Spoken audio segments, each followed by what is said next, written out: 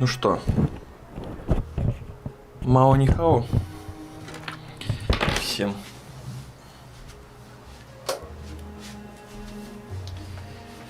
Так, и что, начинаем.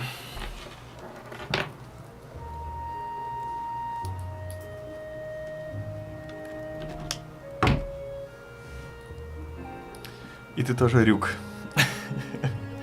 Владрюк. Известный бог смерти Владрюк. Так, поехали. Все. Всем здрасте. Всем здрасте. Так, ну что, сегодня заканчиваем сюжетку. Я взял энергосик себе.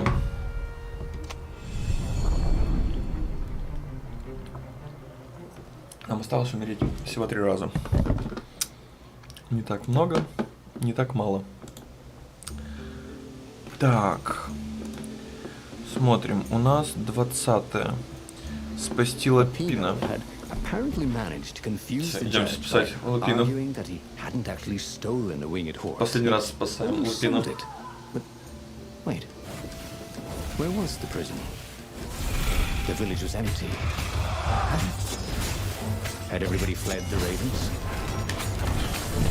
Смотрите, новый скилл, когда все замирает, очень красиво выглядит.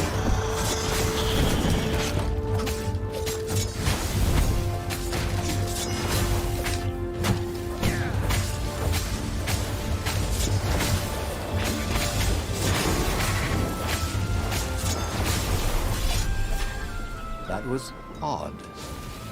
Ronaldo had been here, at this exact place, at this exact time. This time, there were so many more ravens. Брюк. Кто-то Рюк, а кто-то Брюк. Вот такой я хахмарюк.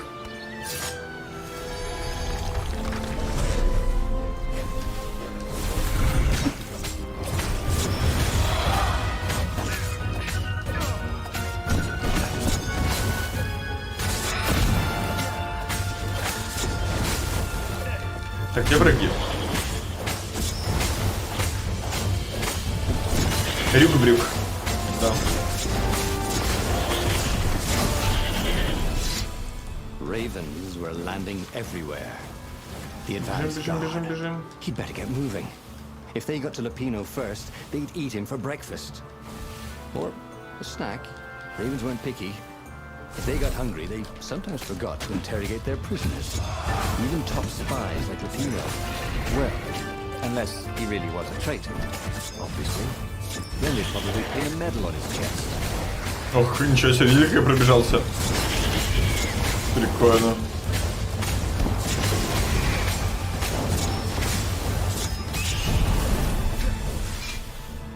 Просто мастер-класс. Lapino would betray him. But now Ronaldo knew that. What would Lapino do if he knew that he was going to betray him? Well, he'd concoct some crazy scheme, wouldn't he? That used Lapino's betrayal against him and it would blow up in his face. Быстренько мы его нашли. Maybe Все. he was dirty and Ronaldo finally reached Lapino. The rabbit was practicing his shuffle. У нас нон-стоп. До сюжета. Так, мы идем, по-моему, опять за ядром. Lemon squeezy. Да. А потом аванпост атакуем.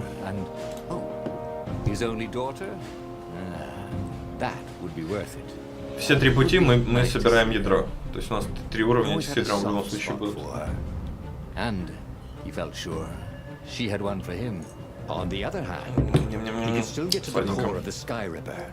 Even if he couldn't get the whole thing, it must have great power. Так, идемте. Погнали, это мы сюда. А вот здесь шоколадка корона, это типа Альпенгольд. Нет, корона это даже не близко Альпенгольд. Это достаточно дешевый сегмент шоколада. Не знаю, когда я последний раз корону покупал.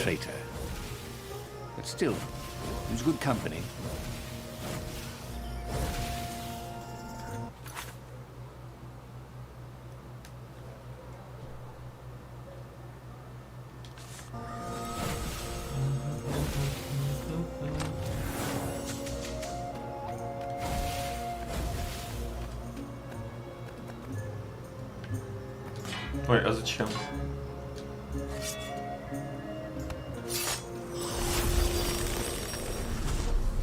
Ну вот корона мексиканская хорошо пью. А шоколадка корона. Серьезно, я давно не ел ее. Да, она дешевая, да, она абсолютно невкусная. То есть Альпенгольд это реально вкусный шоколад швейцарский. А корона это кусок не знаю чего. Я Милку люблю покупать или там другие различные шоколадки. Очень много вкусного шоколада. Корона никогда не была вкусной. Еще в детстве мы ели ее просто потому что она дешевая была. Поэтому латте это с Альпенгольдом не сравнивай, пожалуйста.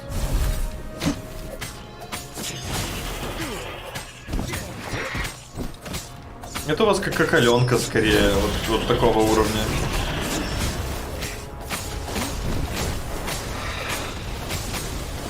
Врагов стало реально больше, это прикольно. Больше врагов, больше уровней.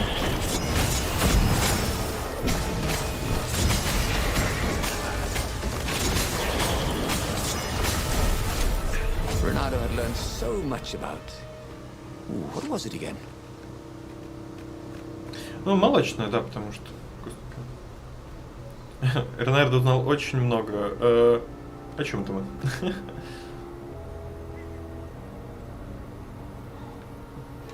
You almost never saw wild gogglers together like this. The toads had to train them not to peck each other to death. So these had to be imperial gogglers. That meant ravens were up ahead. Не хотел ждать. Ну, туда мне дорога. Ну, быстрее.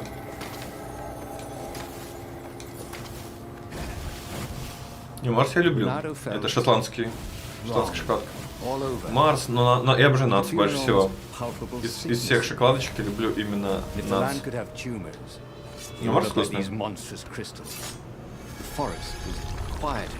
И сникерс, я все в детстве видел. А, стоп. Тут же можно вот так пройти.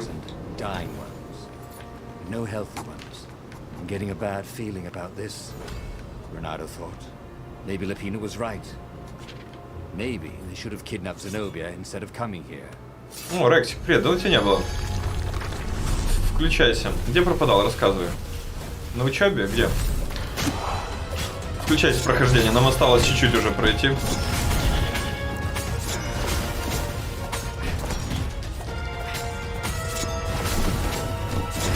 И скоро Сифа. Завтра мы уже Сифу начинаем.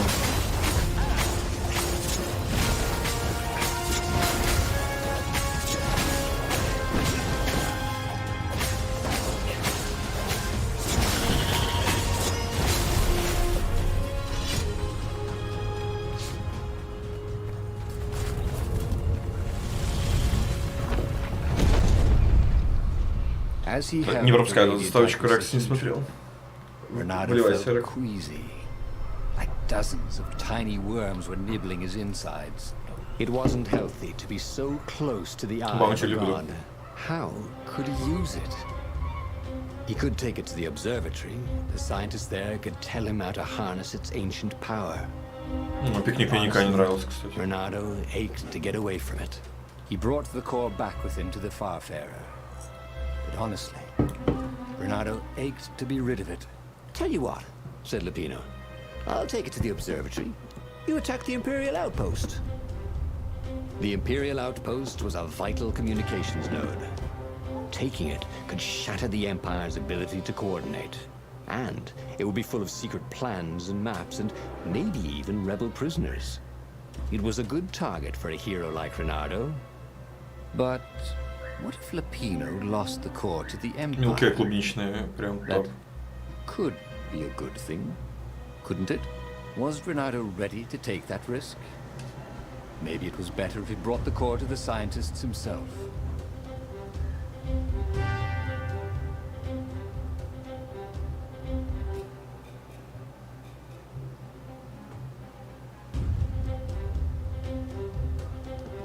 Ну, это все сладости. Я сам этого очень мало в последнее время ем. Хотя, ну, могу покупать, но что я мимо. Так, мы на ванпост нападаем. Trust me, Renardo, you won't regret this. I'll treat the core like it was my own baby daughter. As the Farfarer dived towards the Nexus, Lapino was jumping up and down with excitement. Stop rabbiting around, Renardo said. Lapino just stared at him. The moment the ship landed, Lapino leapt off the ship.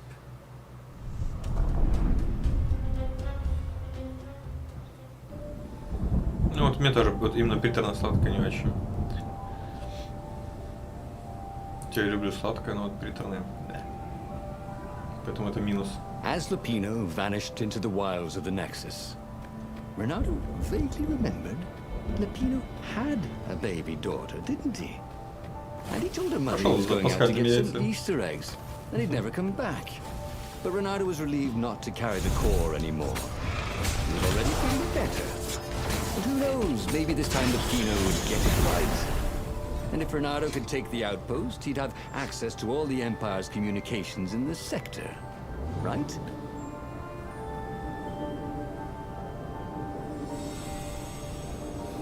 Мне даже сгущенка приторно. Мы с Алисой часто делали эти тортики с вафельными коржиками и сгущенкой. Я прям один съедаю, и мне уже плохо. Вкусно, но... Да.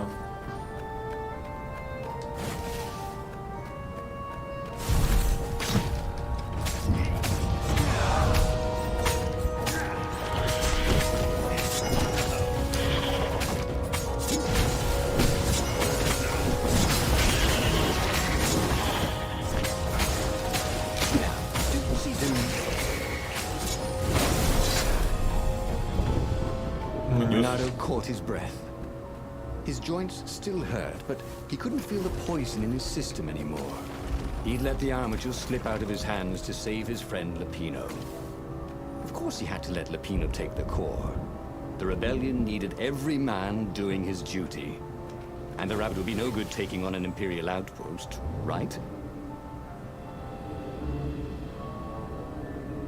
The rebellion had once tried to take the Imperial outpost. The rebel ships were shot down before they could even see it. Maybe a single fox could sneak through their defenses.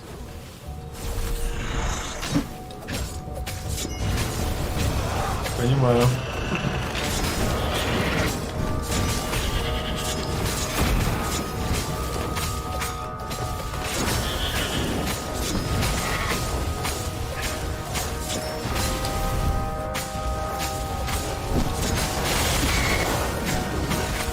Как он светится огнем просто.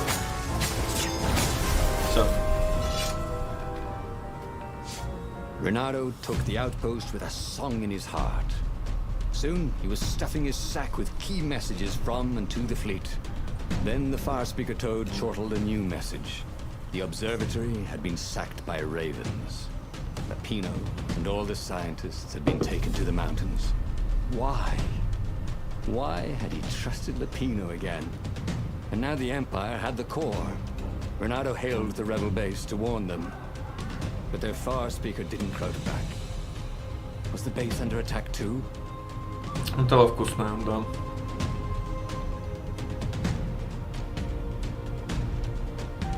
Правильно. Так, мы сюда еще не ходили. На базе было что-то не так. Доверить Лапиной Тро было глупой идеей. Сейчас Ион и ядро в руках врагов. Возможно, имперцы хотели, чтобы он бросился и спас своего друга, чтобы отвлечь его от реальной угрозы базе повстанцев. Может, ему стоит предоставить Лапино саму себе и наведаться на базу. Lapino would have to wait. The core would have to wait. Renardo had a very bad feeling that something was going terribly wrong at the rebel base. Its location was secret, but secrets can be discovered.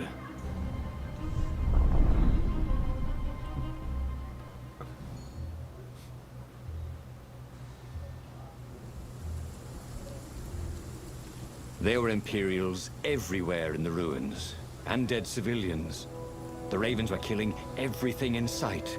Renardo was relieved to see no rebels among the dead. Maybe the secret base was still secret, but there were huge burn marks on buildings. What monstrous weapon was the Empire using here? The core had great power, Had they harnessed it somehow, even though they didn't have the armature? Они уже съедали. Why hadn't the kid opened the Book of Destinies? At least he'd have known about that goggler. Why hadn't Hypatia opened it?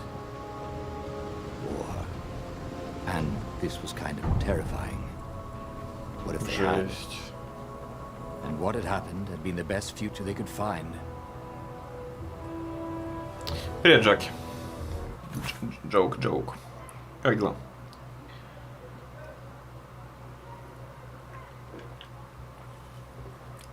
Блин, интересная мысль, что Ипатия, если им этот малыш Питер, которого испилили в начале, открывали книгу, то если это для них лучший исход, это жесть.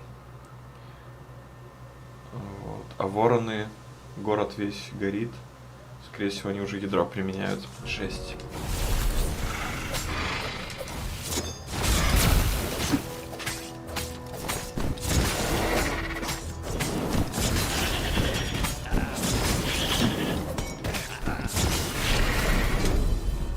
Even if Renato could rescue the secret base, then what? Without the Sky Ripper, they'd still lose the final battle.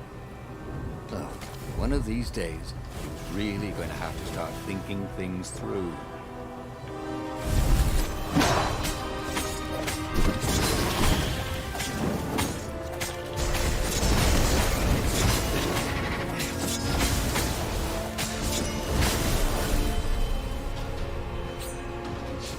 He could smell charred flesh and hear screams.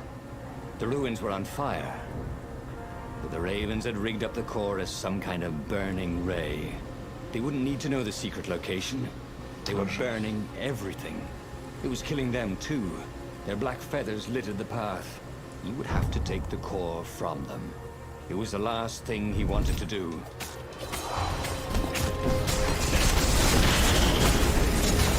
Че, они придут, Джоки. Тиммейты всегда возвращаются.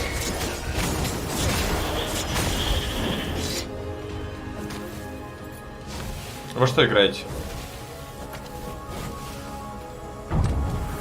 This chest contained blank passports from 15 countries. And something useful. В этом сундуке были чистые паспорта 50 стран. Мне бы сейчас эти паспорта. Я бы не отказался.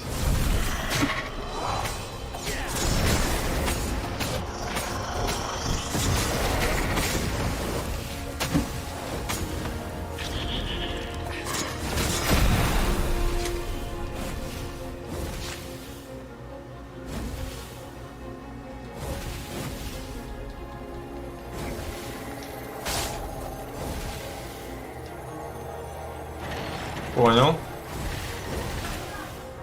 Ох, впервые база горит.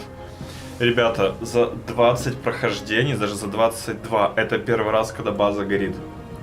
Он постоянно говорил, база не горит, значит все хорошо. База не горит. Я думал, ну база же должна хоть раз гореть. Вот. Первый раз. Капец. The rebel base seemed quiet. That was good. Also, it seemed to be burning. That wasn't so good. Похоже, тихо, это хорошо. И похоже, на базе тихо, это хорошо. И похоже, она горит. Это нехорошо. Это мило. Прикольно. Все новое и новое появляется, даже несмотря на столько происхождений. Да. Ой, меня ударили. Черт. Заигрался.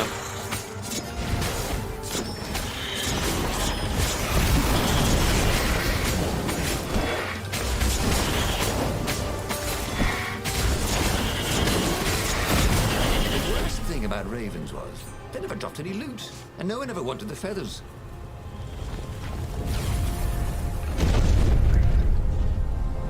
Сейчас узнаем, что там.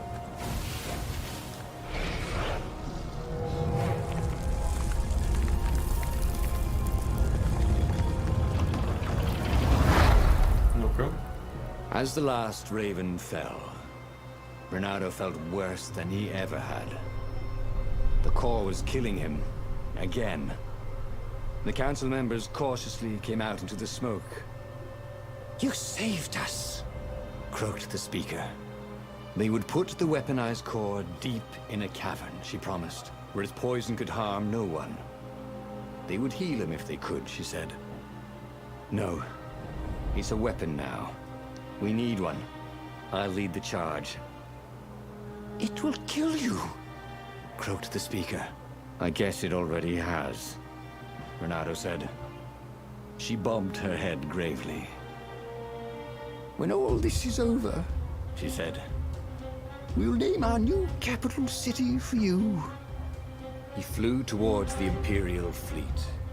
A myriad ships in disciplined formation, waiting for the signal to destroy the rebellion forever. Behind him, the rebels were charging. If he failed, they would die. And so the final battle began. Нет, пока только это сегодня стрим. Сегодня стрим по этой игре. Так, финальная битва. Everything hurt. It was unpleasant to fight this way. With each blow he struck with his sword, he felt weaker. Yet each time the core fired, it got brighter. As if the heat from the burning ravens and buildings only fed its hunger. He wondered where Lapino was. Wasn't he supposed to be in the battle? No. He'd been captured, hadn't he? Oh, Renato's mind was smoky now, like the burning fleet. He hoped this wouldn't take long.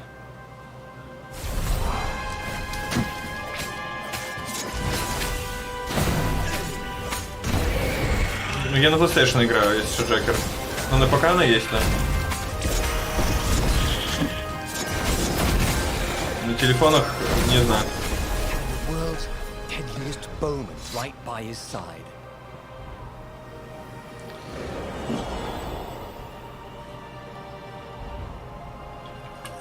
Интересно, как мы умрем в этот раз?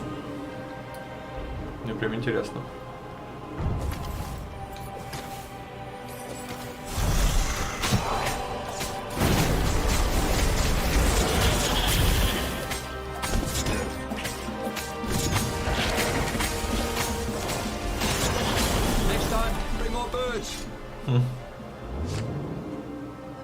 Медленно травимся. От ядра, конечно.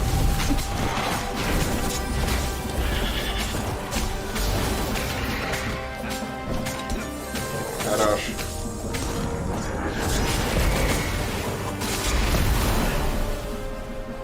Reynardo Opolis. Vulpus Major.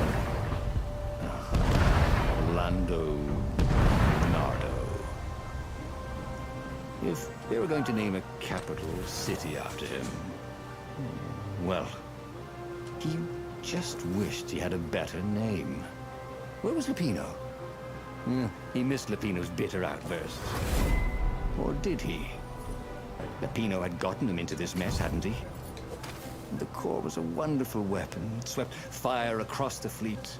Ravens exploded in its gaze, and with every heartbeat it grew brighter. He would die. But he would die every inch a hero. Spectacularly, changing history like the legendary heroes of lore. Or was it yore? He couldn't remember anymore. А что, прикол, тебя никто не ударяет, а урон заходит. Я отравлен. Меня ядро отравляет. Это испорченный артефакт. Поэтому лисенок умирает. Он уже не жилец. Ну, мы тут умираем постоянно. Суть игры — это петля времени. Мы постоянно умираем, мы должны найти правильный исход событий. Но сейчас я открываю все смертельные варианты. То есть мы 24 раза должны умереть и 1 раз выжить. В конце стрима мы будем проходить последнюю правильную сюжетку. Пока умираем. Все, вот сейчас будет. А, финал, точно. Ядра здесь.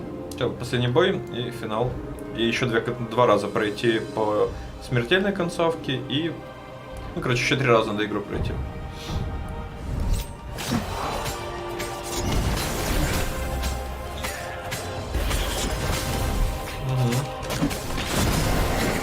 Есть такое.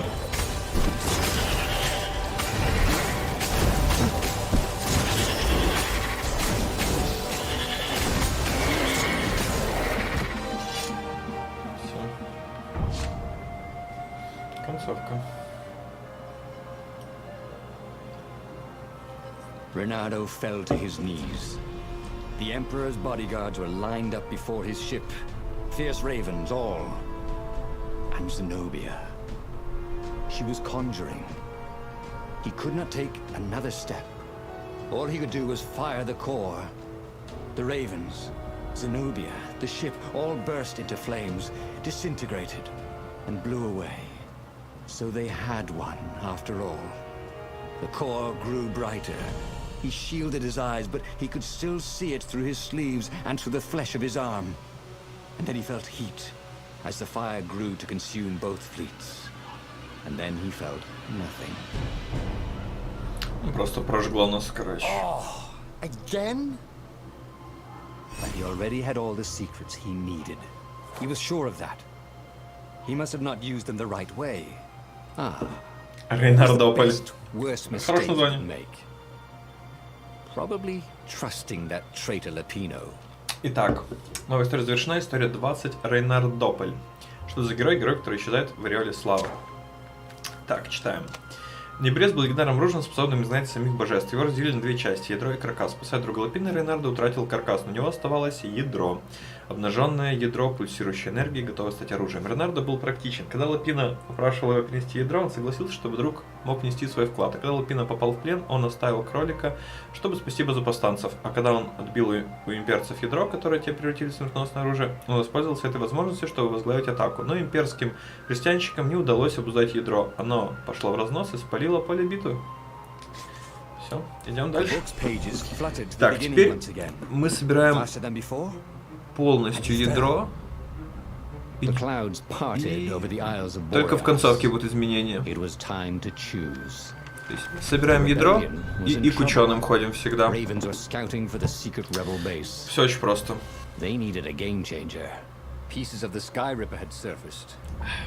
Вот за каркасом будем ходить.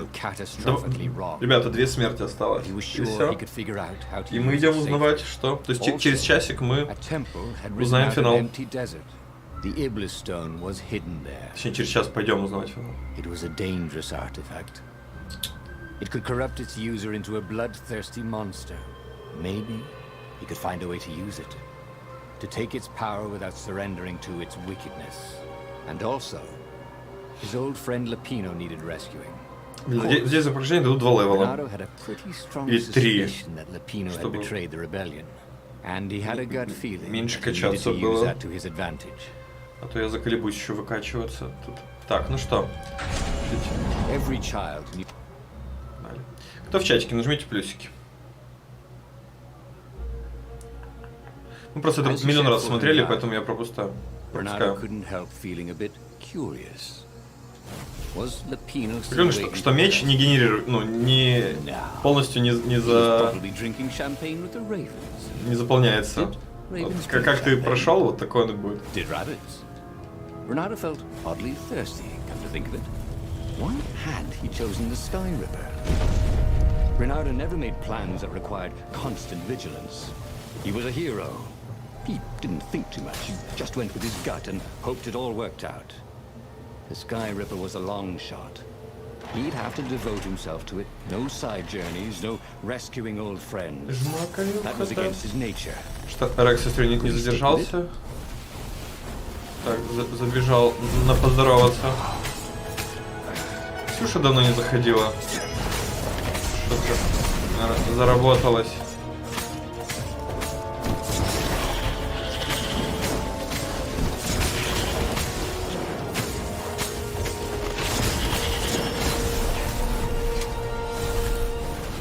Been his mistake before. Понял. Trusting his old friend Lapino, who'd been through so many battles with him and shed so many heartaches, who he'd rescued so many times. Спасибо. What was up with that guy anyway? Значит, я могу тебя спойлерить. Финал другой игры. Да, вот я тоже не знаю. Да. Тоже не знаю, где Ксюша. Ну, она в телеге писала, но она не вступила в канал в телеге. Хотя писала, что вступила. Видать, забыла. А в Дисе я ж уже не пишу ничего. Я на Дис забил, потому что это неудобно.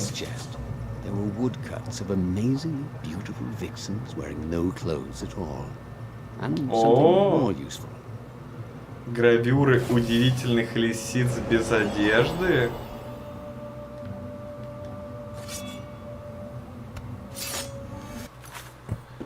Лисицы без одежды. Чат, извините, мне надо отойти. Лисицы без одежды. Понял, принял. Надо отойти. Но мне реально надо отойти, но не за лисицами. Я сейчас буду. Я на минутку. А может и за лисицами.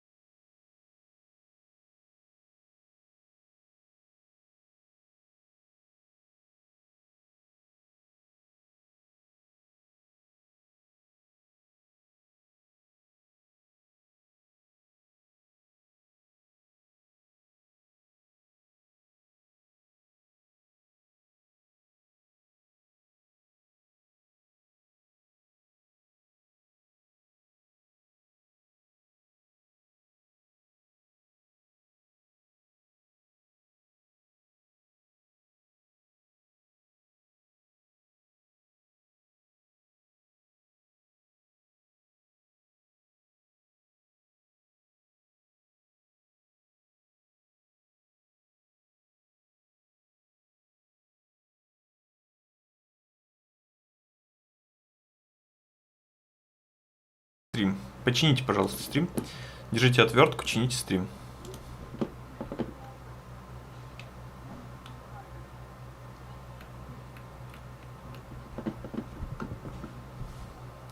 Я за лисицами уходил. Вы что? Какие энергетики? Какие энергетики? Только лисицы. Так, все, продолжаем.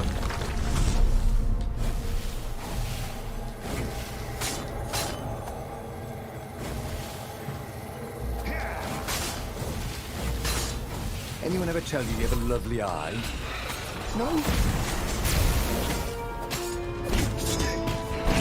Ох, блин, он все равно ударил. Вот козел. Так, я разозлился на того ворона. Нафиг.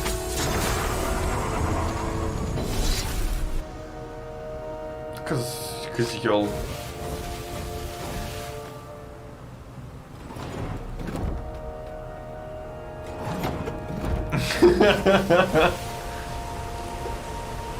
Вы видите здесь энергетик, я нет. Это водка.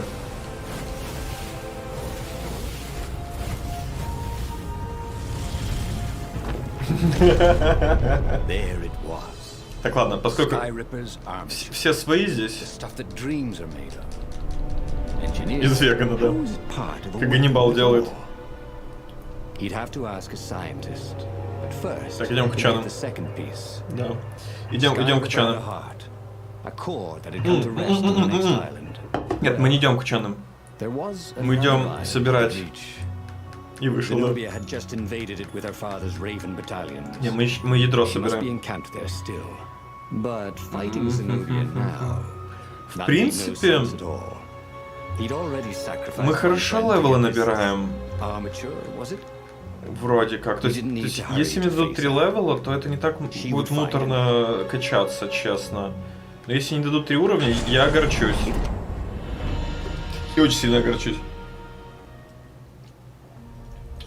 Потому что вот я прям надеюсь, что в финале к нам пройдем. Мы скажем, держи, Костя. О, кстати, за нами каркас давно не летал. It was the sort of path he'd always avoided. A path of responsibility, of seriousness. Had he grown up? He didn't feel grown up. He'd made this decision from his gut, like he always did. Somehow, he'd impulsively decided to stop being impulsive. Did that make any sense?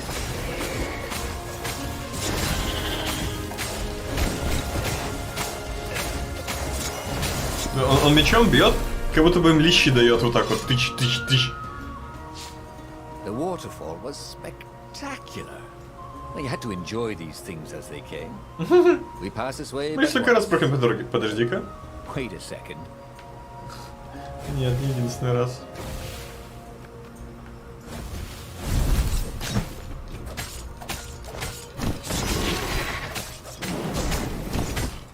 Блин, я потом, наверное, в Deathloop еще поиграем по Сисифу. Я еще там игры позакрываю. И мне кажется, будет прикольно. Там тоже петля времени, и игра не сложная. Это, кстати, от Arcane, по-моему, игра Deathloop. По-моему, от Arcane, да, который создавали Dishonored. Да, Arcane. Лещи не вошли, они залетели в чат. There was something sour in the air. Like the earth had ruptured over something that had been fermenting for a very long time. А Яра обожает Arcane, так что Deathloop с удовольствием посмотрит. There were fewer and fewer trees. There were only these huge crystalline growths. Мафию, может быть, тоже, не знаю, были столько игр. А мне НФС надо закрывать. He no longer heard birds except for the feverish cawing of the ravens when they attacked. He couldn't smell the small animals of the forest. The mice and rabbits. Where are they gone?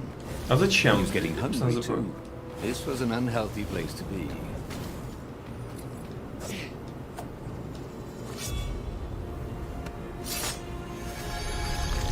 Может, как-нибудь и до Dishonored дойду.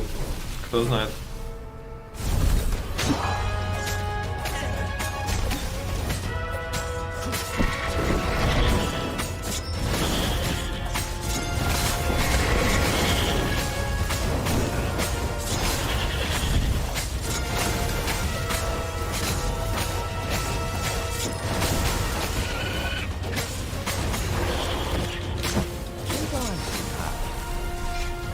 Блин, чуть-чуть не хватило, прикиньте. Так, ну это... The 20-sided core made him feel physically sick. Once he had sneaked into a temple of the dark art, А, мы сейчас поместим he же. hadn't liked what he smelt and saw there. This felt like that. Ой, не As знаю. quick as he could, he wrangled the icosahedron into the armature. The wheels began to spin, then glow. The sick feeling quickly spun away. Now he only felt sad. He had lost good friends for this war apparatus. Maybe Lapino wasn't such a good friend. Все, допили. That made him feel Энерготик. better. He carried his prize back to the Farfarer. Now, he had to make his next move. Да, There ну was a глубоко key докупили Imperial начало. outpost on the Nexus. If this really was some sort of super weapon, he could use it to wreak havoc on the enemy. And if it wasn't, well, better to know that before the final battle.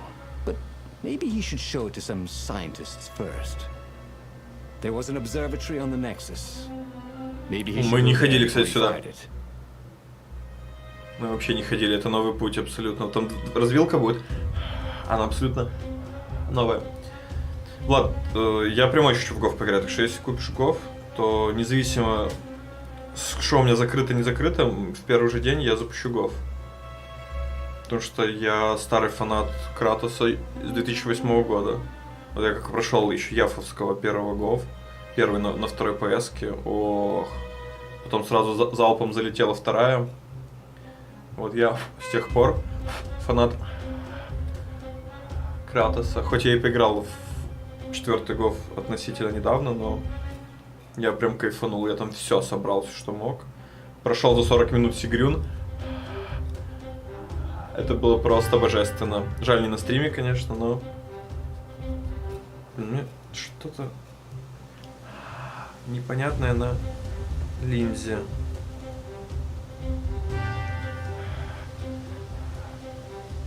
Плюс можно бустануть канал Говом. Было бы прикольно.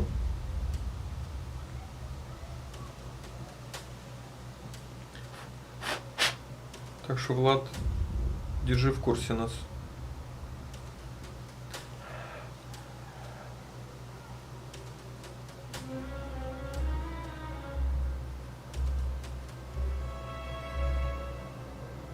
Только если в турецком не будет русского, будет печаль.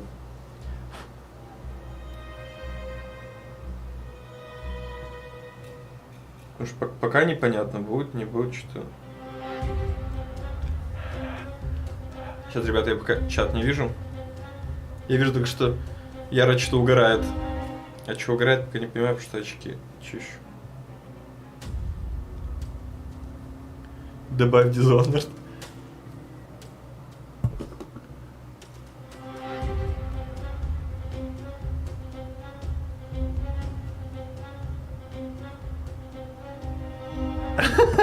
Да, такой, 2008 года я фанат Dishonored, сейчас окажется внезапно.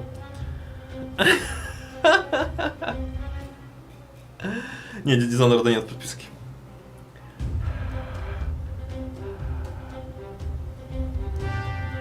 Яра бы уже давно вломилась мне в квартиру и стала бы скачать. Но я не знаю, там пока я не готов к Dishonored.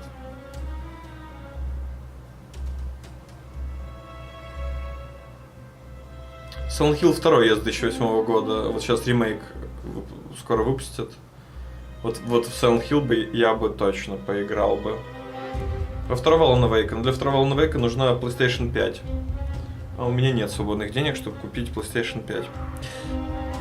Поэтому отменяется.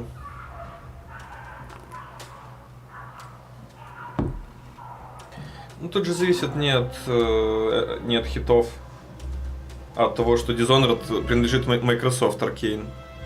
И они не могут быть в подписке никак. PS-овской. Потому что на Deathloop-то у них был контракт. Поэтому она есть в подписке. Но она скоро уйдет, скорее всего. Поэтому вот Deathloop хочется пройти побыстрее. А Dishonored не было таких условий. Вот и все. Не из-за старости, из-за того, что Майков, Аркейны. Аркейн же беседки, ZeniMax принадлежал. Поэтому они в подписку и не входят. Но некоторые игры входят все равно, но там договоренности отдельные просто. Так, ладно.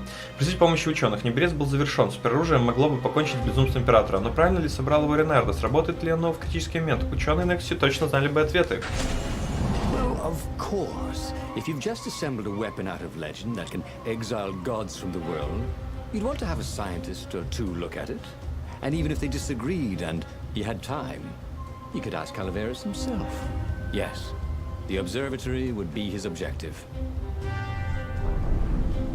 Удобно. Если ученые не согласятся, то есть всегда Калаверас.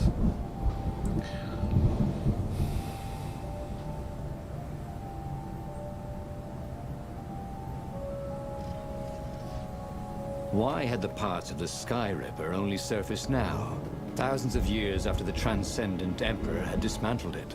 The mad Emperor Isengrim had performed terrible, bloodthirsty rituals to invoke the lost gods. Was that why these ancient artifacts were rising out of the ground? How perfect, then, that the Sky Ripper would reappear to be his destruction. And, hopefully this time, just his destruction.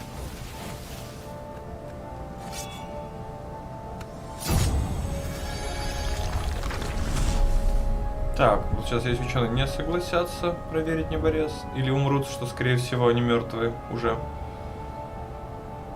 то есть Калаверас. Хороший. Звучит как план.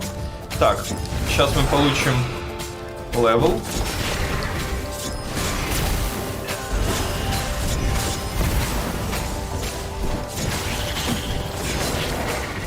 Ну и ветер разгулялся, жесть.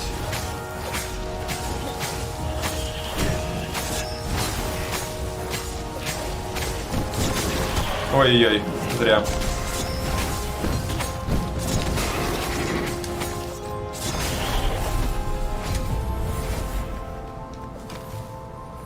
legendary weapon was exactly what the rebellion needed. They were outnumbered. The once kind emperor had become a tyrant. But his ravens stayed loyal, for he fed them his victims, and the other animals were too frightened to rebel. Renato shuddered at what the emperor was trying to do. To bring back the lost gods, the Black Harvest, the Black Sun? No. He would stop that toad, no matter what the risk. Не очень люблю юбиков. Особенно после Стип, что они сделали. Magical energy balls, immune to the laws of gravity. Поэтому юбиков я не очень люблю. Моя любовь к юбикам закончилась давным-давно.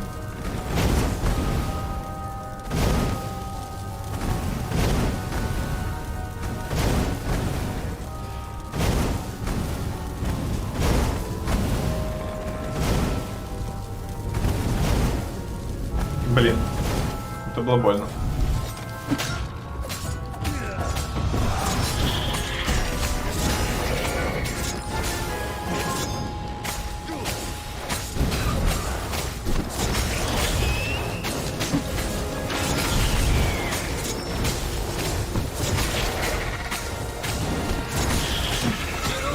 О! Я ждал этого. Боже. Наконец-то есть. Спасибо, игра. Отлично. Эдбуну привет. Наконец-то он сказал. Причем я это говорил несколько раз, когда подтягивал. And over here. Yeah. Все. Крутая игра, 100%. Да, я тут согласен. Все. Наконец-то отсылка к Скорпиону была. Так. Для меня Beyond Good and Evil и Принц Перси. Ну, там еще были проекты, но вот сам, за что я их люблю, это вот за это. О, смотрите, нет! Обсерваторию не разрушили? О, крутяк. То нам сейчас объяснят про неборез. Давайте, идемте. Мне же интересно поворот сюжета какой сейчас. Renato was thrilled. The scientists seemed to think he'd put the Sky Ripper together right. But one toad was worried. Yeah, the Sky Ripper could carve a hole in existence itself. There are invisible strings that tie the universe together. If the Sky Ripper cut one, the hole would widen and widen until our whole existence fell into it. Another toad sighed. Irving still believes in string theory. At least go see Calaveras. Yeah, said the worried toad. He knows more than anyone else has forgotten about the Transcendent Emperor. If anyone could tell him how to use this weapon safely, it would be Calaveras. It was he who had told Renato how to find it in the first place. But maybe he had to give up on using it as a weapon. Maybe he had to go to the secret rebel base and ask the generals there what he could do with the weapon that he dared use. One way or another, there had to be a safe way to use it. Вот осталось. Вот это. В следующий раз мы идем на базу пацанов сейчас к Калаверусу. Ну, теория струн прикольно здесь будет внесена, что типа этот просто оборвет струну и черная дыра появляется. Прикольное объяснение теории струн.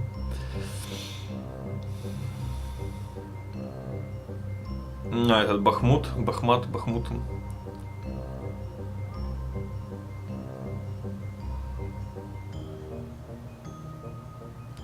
Я считаю второй, типа, Assassin's Creed крутой, но мне очень нравится первый. Там были реально убийства, то есть во второй части там заскриптованные смерти, больше всего сюжет идет, то есть такое. А Ассасин был для меня, это Хитман только в средневековье. И первая часть реально выслеживал жертву, у тебя были разные варианты убийства, скрытности. А в второй части такое ощущение, что это, ну, я пол-игры прошел там, или меньше пол-игры, ну, короче, ну, как бы, как-то потерялась, что ли, суть вообще Ассасина, то есть вот, ну, отошли от нее. Мне вот это не понравилось. Но, бесспорно, считаю вторую часть, хоть и не прошел до конца, хорошей. Вот. Ну, как раз-то вот она и не была однообразная. Там можно было убить жертву там разными способами. Вот в этом и прикол. То есть у тебя давали жертвы, и ты сам решал, как ее убить. То есть там выследить ее так или так. В этом Хитман был, суть Хитмана. То есть ты можешь выбрать, как убить разными. Наоборот, вот как раз то вторая часть однообразная. В плане геймплея. То есть у тебя есть жертва, и ты ее убьешь только вот так. Пройдя... Ну, то есть второй раз проходя, ты пройдешь то же самое. А первую часть я перепроходил. Хоть и не прошел, но перепроходил отдельные миссии. Просто потому что большая вероятность того, как можно убить в разных моментах. То есть там можно было вообще убить сразу, а можно было как-то проследить, выслеживать, то есть собирать информацию. Это очень круто. И вот именно разные способы прохождения как раз в первой части делают не однообразные. И поэтому мне она нравилась. А во второй уже этого не было. Во второй было очень много бесконечно унылых сайд-квестов похожих, а я же задрот этого всего, и мне так это надоело. Однотипные гоняния по крышам. Вот.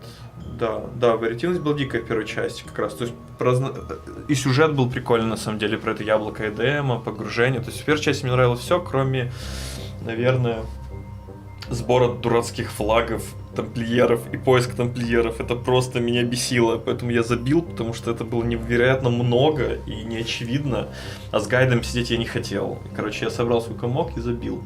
А во второй части я не смог на это забить, потому что там... Во второй части мне гробницы понравились, потому что это отсылка к Принцу Персии. Вот гробницы прям топ. Я просто очень люблю Принца Персии и гробницы. Я когда первую открыл, я такой... Боже, гробница... Да. Вот. Ну, то есть, вторая часть минус, она разнообразная в плане, типа, каких-то штук, типа, вот гробницы, еще что-то, но в плане вот убийства она однообразная. Это было грустненько. То есть, не было, даже это не разнообразие, не было реиграбельности, вот. Во второй части нет реиграбельности, в первой есть. Хотя первая, согласен, что немного однообразная. Ну, потому что это ассасин, это смерть. Все. Ассасин должен убивать. Ну, как Хитман, короче, собственно. Вот. Хорошо, давайте. Калаверос, он должен знать. Таким образом, Небрез может уничтожить все живое, если бы не было ни малейшего шанса, что это правда. Калаверос, верховный мудрец, был крупным специалистом легендарных артефактов. Если кто-то может развеять сомнения Ренардо, это будет он. Well, he should have known he'd have to consult Calaveras again. The scientists at the observatory were smart enough. But what did they know of the transcendent Emperor? He hoped it wouldn't delay him too long. The rebels had scheduled the final battle soon. Every day they delayed risked the exposure of the secret base. And some soldiers were already drifting back to their homes and families. Calaveras would fix the Sky Ripper for him. And then he would win the final battle. И сейчас мы пройдем и быстренько добежим, скипая заставочки опять до этого момента, но пойдем к повстанцам уже. И все, и последний раз умрем. И мы должны получить сейчас... Maybe it was the cold. But after a few steps, Renado's optimism started to slump. What if Calaveras couldn't help? Did Renado dare use the Sky Ripper? Oh, he hated that he had chosen this path. It was so much simpler to rescue friends and attack enemies. Even if some of those friends were more trouble than his enemies, some of those enemies had been friends before and might be lovers after. No, okay, it wasn't all that much simpler, no. Physics made his brain hurt. That, at least he was sure of. Come over here. О, и еще. Теперь по-доброму.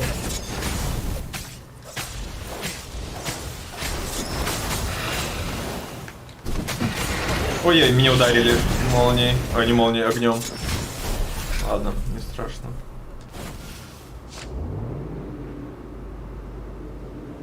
Никогда не играл ни в один Far Cry. Вообще ни в один. Поэтому максимально мимо. Даже не нейтрально, просто мимо. Я не очень люблю шутеры. А Far Cry меня никогда не привлекал.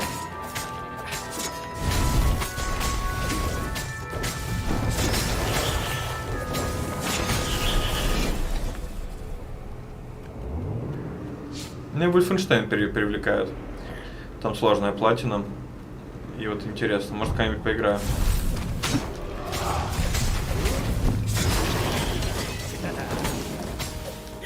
Блин, мне нравится, как он катается. Ой, что вы меня бьете? А кстати, Небрез не стреляет, да? То есть он еще не запущен, интересно.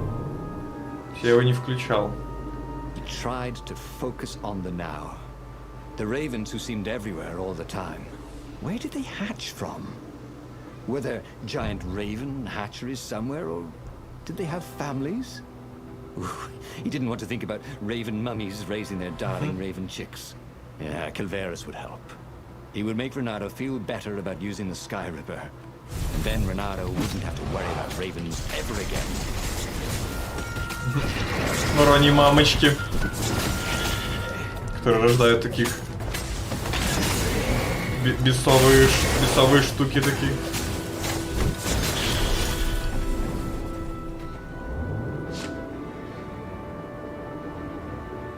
Да. Если посмотришь мои трофеи, у меня там Апекс только выбит, по-моему, из шутеров. И все. О, спасибо, убил. Отсылка к Dark Souls.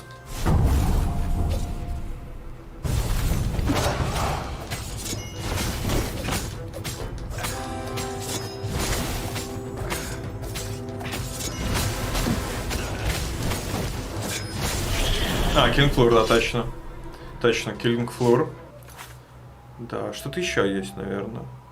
Ну вот немного, реально немного. Не, я играю, конечно, да. То есть у меня нет такого, кто типа, фу, я не люблю этот жанр. Просто менее нравится, вот так правильно сказать. Я играю во все. Для меня, ну, да, я даже в гонки играю. Хотя гонки вот, ну, я тоже не могу сказать, что я их не люблю, но меньше нравится. Там просто нужна концентрация сильная, мне это не нравится. Платформеры не очень мне нравится. Но у меня куча платформеров выбита. Тот же Rayman Legend. Так, ну мы идем, короче, к Калаверосу, чтобы он помог нам запустить эту всю байду.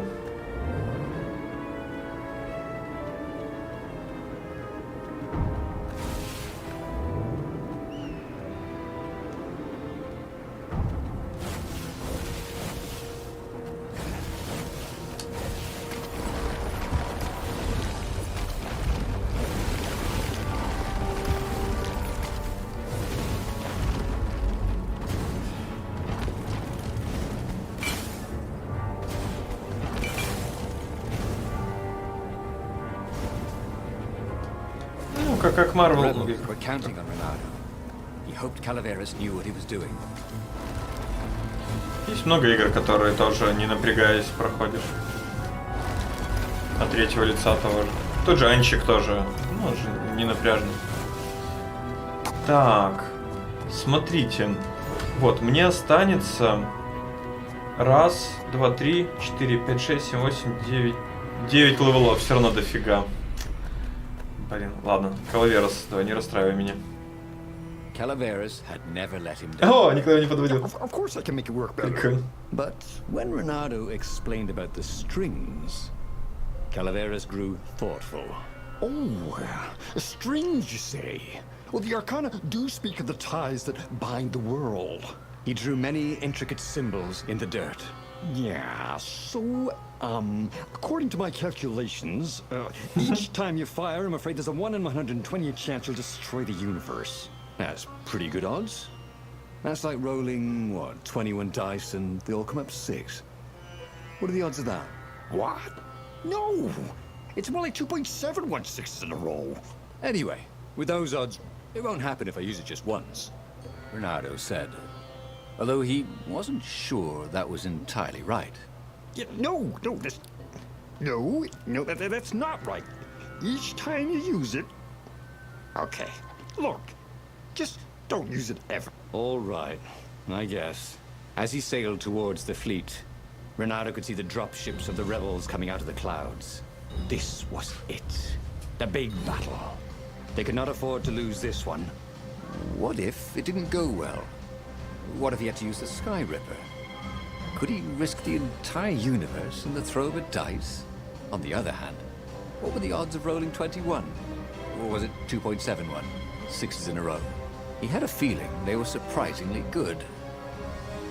That is, bad. Anyway, the odds were big. His brain was hurting again. Ну, почти 3 раза выкинуть шестерку подряд очень легко. Скажу я так.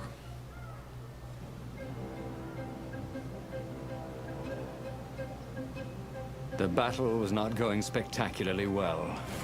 What had the rebels been thinking? They'd been thinking he would bring the Sky Ripper, or the Iblis Stone, or that he'd sideline Zenobia somehow, or turn her. Couldn't he use the Sky Ripper just once?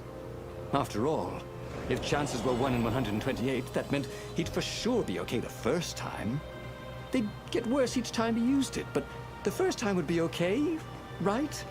He wasn't sure that it was right. So he didn't fire the Sky Ripper. He just brought it along, in case.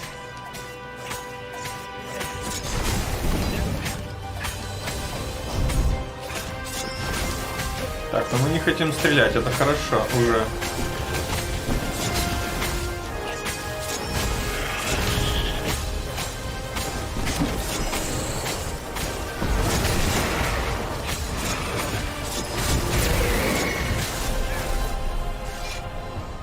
То, что не хотим стрелять из небореза, уже классно.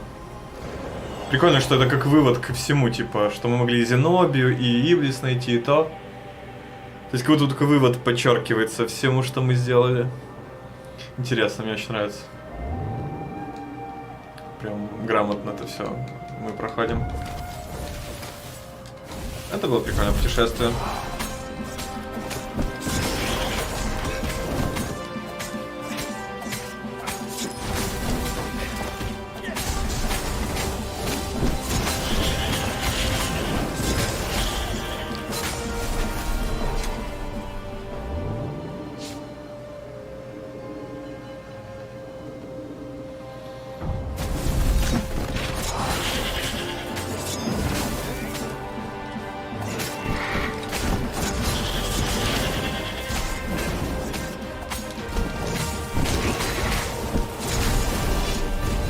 Someone had told him the odds didn't change just because he'd had a streak of good luck. His gut told him that was wrong, and he always listened to his gut. On the other hand, 128 chances to win, but one of them would destroy the universe. That seemed a bit serious. Maybe he could defeat the Emperor without firing the Sky Ripper. Maybe he could bluff, but with a real weapon. Like in cards, when you had 3 knaves, but you pretended you had a fizbin. That could work. Физбин что? Что такое физбин? Я в покер проиграл... А, это... Так, это что за игра, блин, где физбин есть? Но это не покер. Когда у тебя 3 вольта. Он про покер говорит, блеф. Ну, что такое физбин? Выдуманное слово. Когда у тебя 3 вольта, а ты физбин.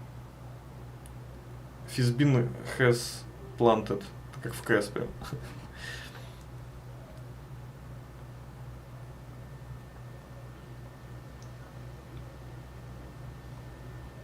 Мне нравится его размышления. Очень нравится. Прям прикольно.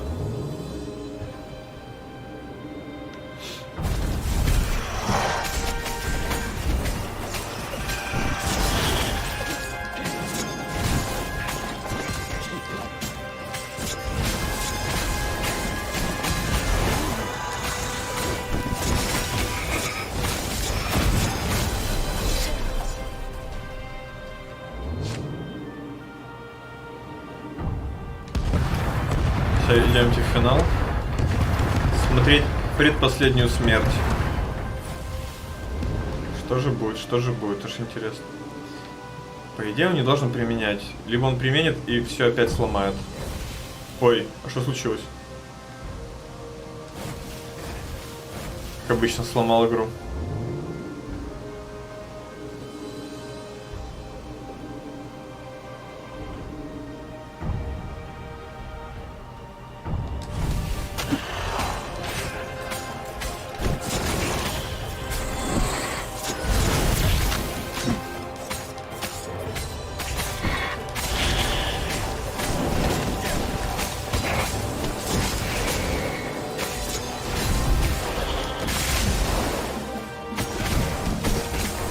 Я как обожаю, когда застывает это все.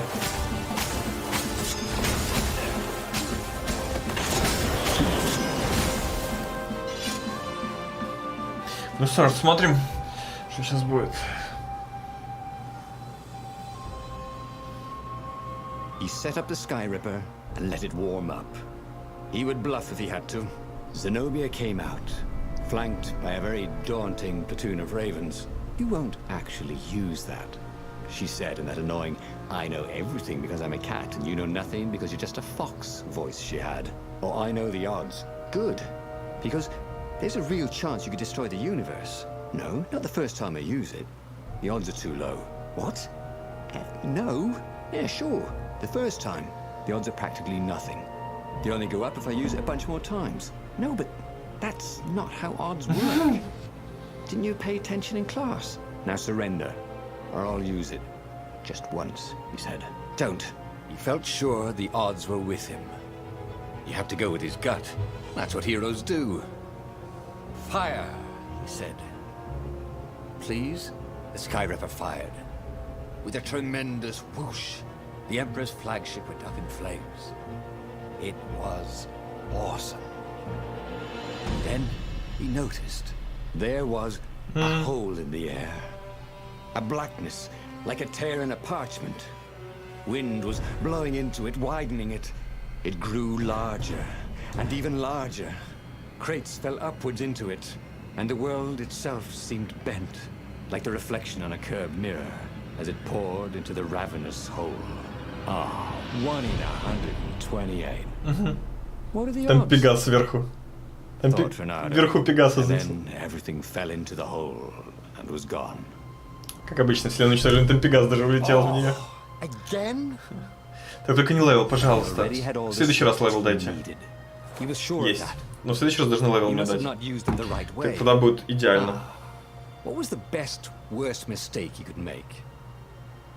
Probably trusting that traitor Lapino. Путеводитель по галактике. Блин, прикольно. Отсылка к походу автостопом по галактике. Блин, концовка, кстати, классная, такая красная. Прям офигенная. Дави на газ. Так, новая история завершена. История 21. Путеводитель. Новая история завершена. История номер 21.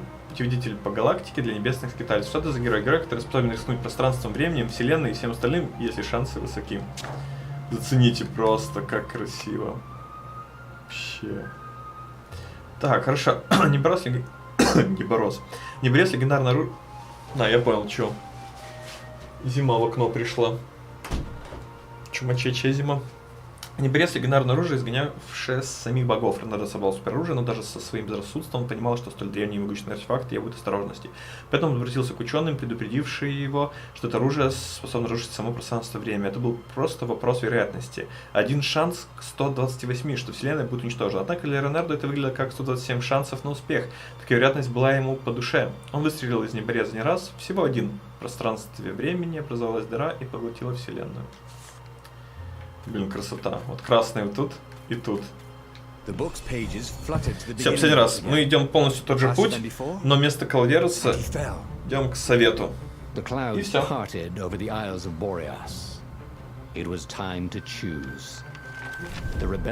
А потом мы идем наконец-то все разрулим и сделаем так, как и должно быть.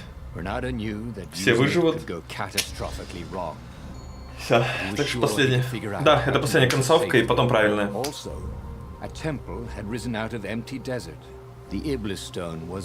Так что последняя смерть. It could corrupt its user into a bloodthirsty monster. Maybe he could find a way to use it. To take its power without surrendering to its wickedness. И все. And also, а потом еще посидим с вами, пообщаемся, покачаем левел. Что надо левел еще покачать. А завтра-послезавтра уже договоримся с тобой, Влад, и начнем сифу. Все, последний раз. Скипаем все ставки, кроме Совета. Ну, ученых можно вообще послушать.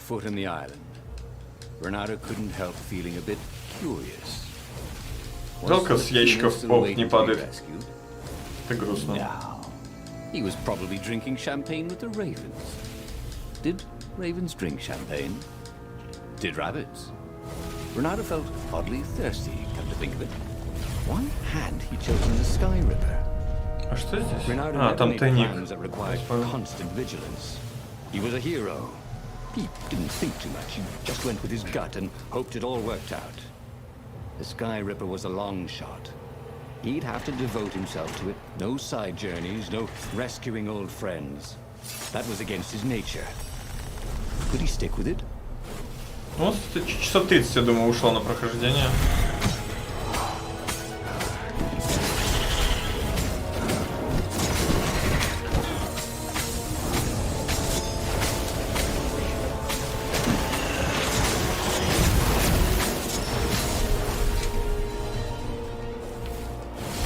That had been his mistake before.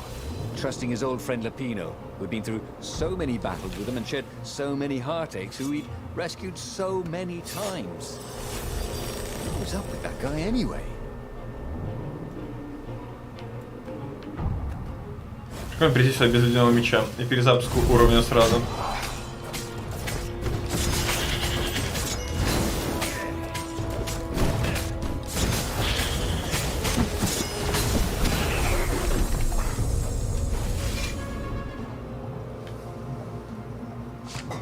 Телефон зажегся, не понимаю.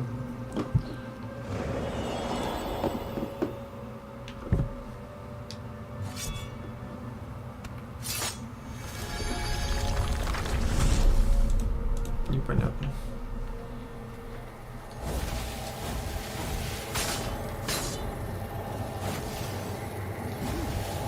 А быстрее, быстрее! Успел.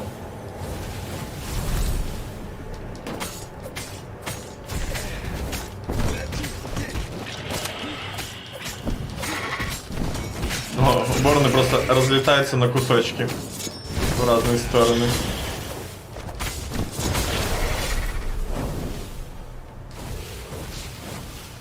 Самая сложная загадка в мире, смотрите. Оп. Оп. Чёрт, как я это сделал? Reynardo chuckled. It was the same puzzle. He wished he had his friends here to amaze them. Блин, он даже про загадку сказал. Это так прикольно. There it was. Бля, это круто было. Только я сказал, и он сразу. The stuff that dreams are made of. Кайф. Engineers dream. How is it part of a weapon at all? Жаль, здесь нет You знакомых. have to ask a Та же типа scientist. жаль, здесь нет знакомых. Он бы показался. Second piece. Это круто. Sky Ripper had a heart, a core that had come to rest in Как the next легко решает island. головоломки. Well, there was another island he could reach. Zenobia had just invaded it with her father's Raven battalions. She must be encamped there still. But fighting Zenobia now, that made no sense at all. He'd already sacrificed one friend to get this armature, was it? Быстрее, быстрее. He didn't need to hurry to face her. She would find him.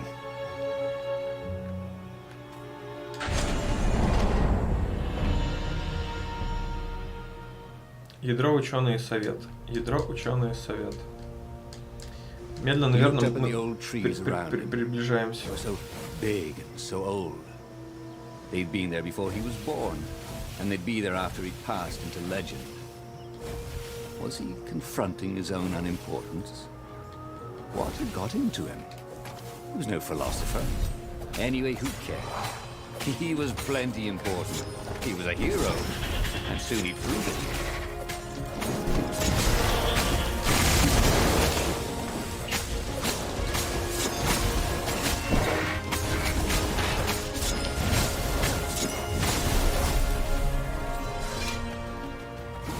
The waterfall was spectacular. We passed this way but once. Yeah, whatever.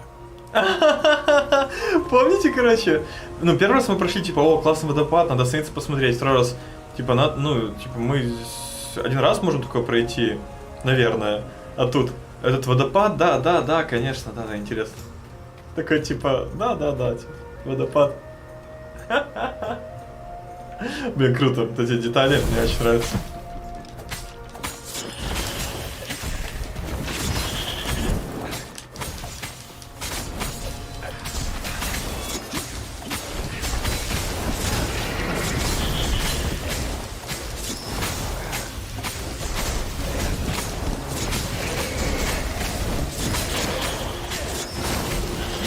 Просто в разные стороны улетают. There was something sour in the air. Like the earth had ruptured over something that had been fermenting for a very long time. Ну что ж. There were fewer and fewer. Оля вроде говорила, что хотела нас There were only стрим these ждет. crystalline growths. Но Had those been here before? опять не пришла. He no longer heard birds except for the feverish cawing of the ravens when they attacked. He couldn't smell the small animals of the forest, the mice and rabbits. Where had they gone? And he was getting hungry too. This was an unhealthy place to be.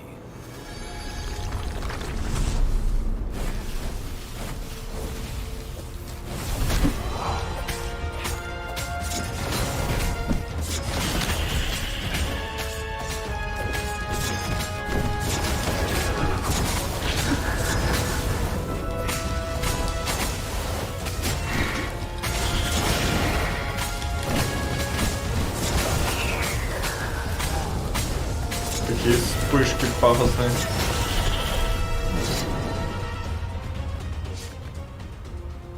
А, ну это правильно, это правильно.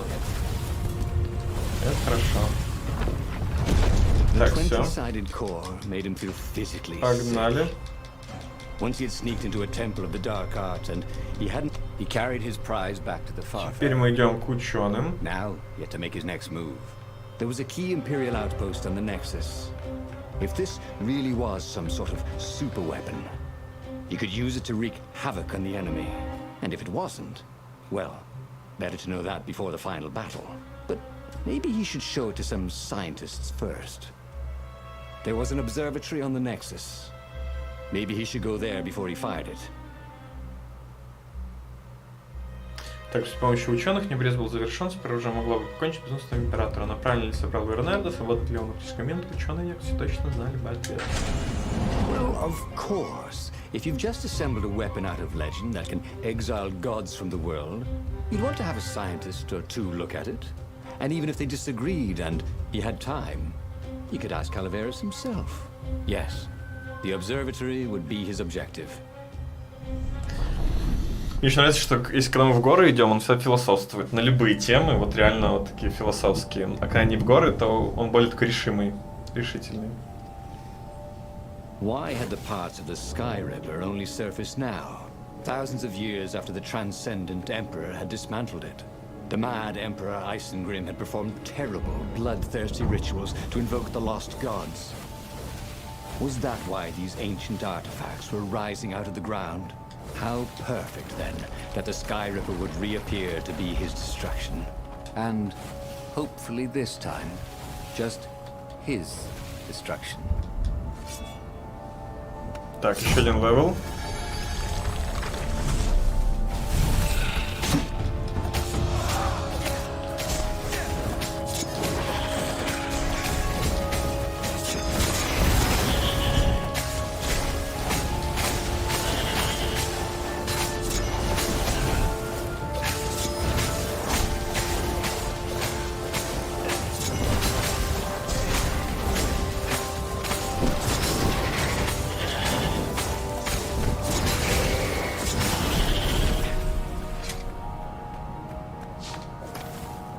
A legendary weapon was exactly what the rebellion needed.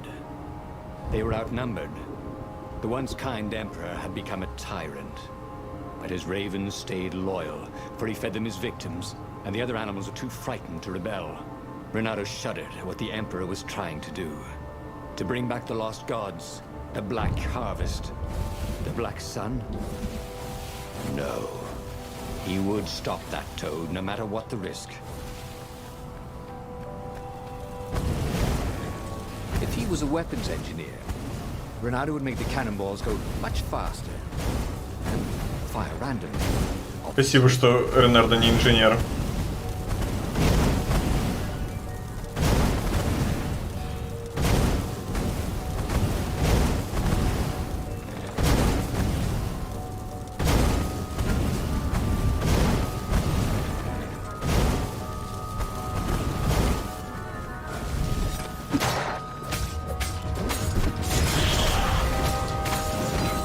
О, хорош.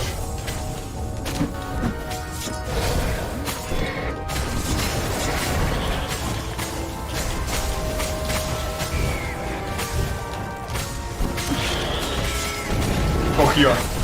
Со всех сторон хотели на меня напасть.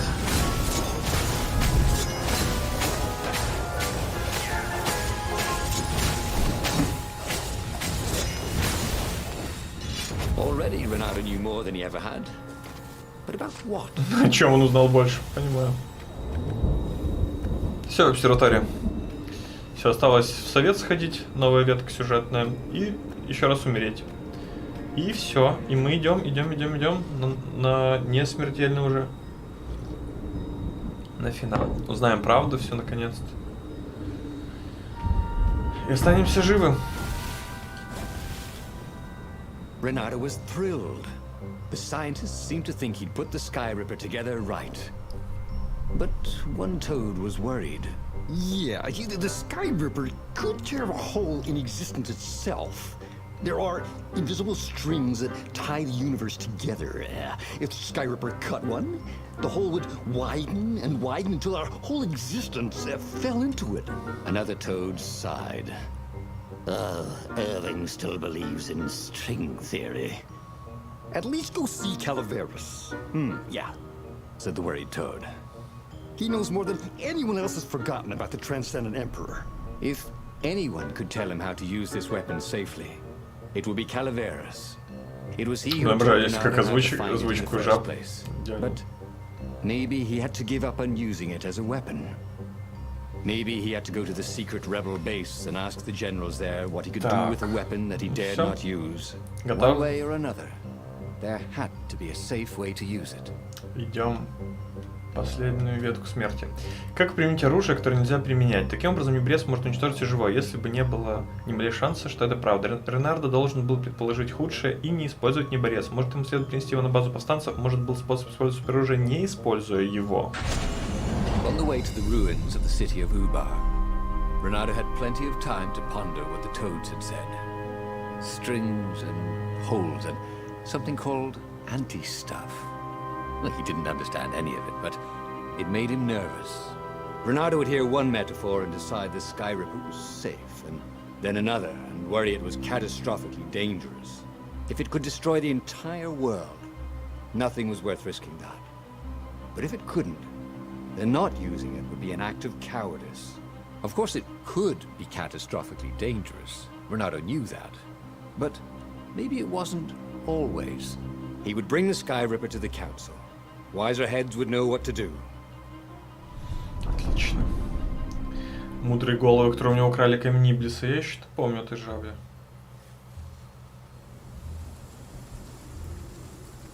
The truth was, if it wasn't safe, then it was dangerous. They couldn't use it. He'd found the Sky Ripper for nothing. He should have rescued his friend Lupino. Oh, he should have confronted Zenobia. He had nothing but his sword. But maybe the council would have an idea?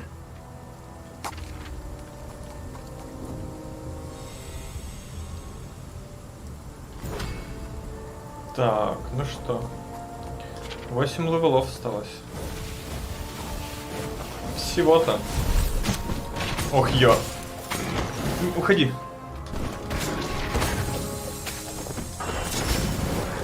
Ох, нет! Ладно, не та цель. Why were so many ravens scouring the ruins? Had someone betrayed the secret base? Хотя, в принципе, если здесь левел дадут, будет идеально. За это прохождение. Я порадуюсь.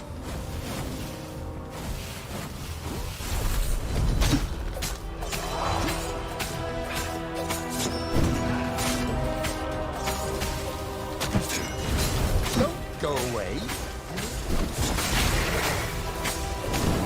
Ох, ё, хорош.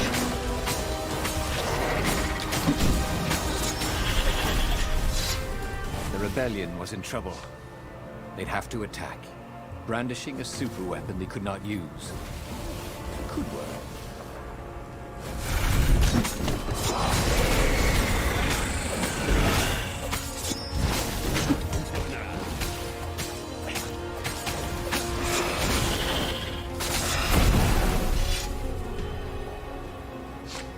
A raven cawed, "There he is!" And they ran away, cawing. They knew he had the core, didn't they? And they were afraid of it. Little did they know, he couldn't use it. Wait, if they didn't know he couldn't use it, yes. A sword can be powerful without ever being drawn from its scabbard. Прикольно. Вороны боятся.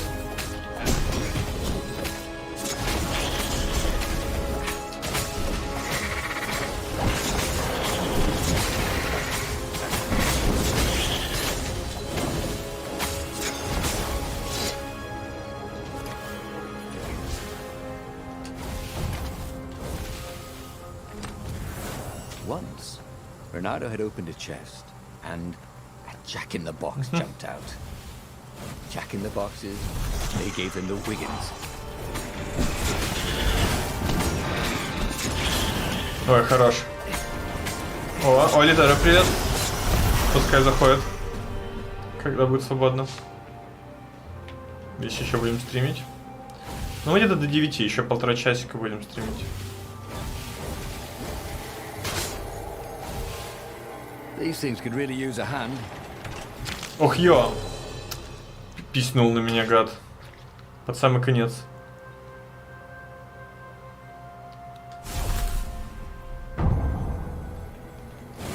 Гад. Как можно писнуть было на меня? А, ворота открыты, черт, извините. Я забываю. Ну все, база. Long stairs. So he was close То есть to the вот только rebel на base. концовке база Was on горела. fire. Прикольно. Больше нет концовок, где база горит. Вообще ни одной.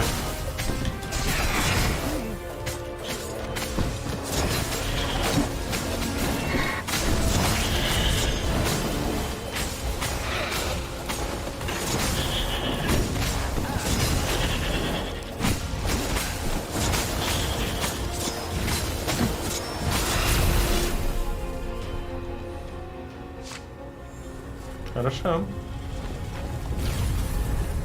Так, ну что, смотрим, что сейчас нам повстанцы скажут. Наверное, захотят использовать.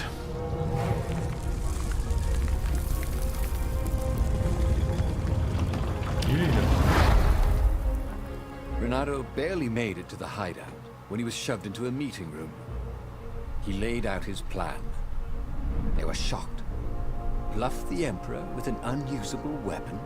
Yeah, it's brilliant, Laughed Renato. He keeps sending ravens, none of them come back. How does he know it's my sword? I suppose there's no harm if it fails. Take the Sky Ripper into a firing position, Croaked the speaker. I shall attempt to hail him by far, Speaker. It was a huge bluff. Renato had no cards to play. Just a weapon that could maybe destroy everything he hated and everything he loved. Could he be sure it wouldn't work? No, of course not. Of course the Emperor couldn't be sure it wouldn't work, and he must believe in ancient weapons if he hoped to bring back the lost gods, right? Ну что, финал последней смерти. Давайте насладимся последней смертью, 24-й. И идем разруливать всю эту историю. What terms could he offer Isengrim III? Now, he would have to step down, obviously. And accept the rebellion? Was that asking too much? Maybe Renato would ask him to make Zenobia Empress. His daughter, after all. She would never sacrifice innocent kittens and puppies to bring back the lost gods. No. Renato had to seem confident. Overconfident, even. Like he was sure he could blow up the Emperor's ship to hell. I mean, who believes a cautious bluff? The portal was heavily guarded. It must go someplace they really didn't want it to go.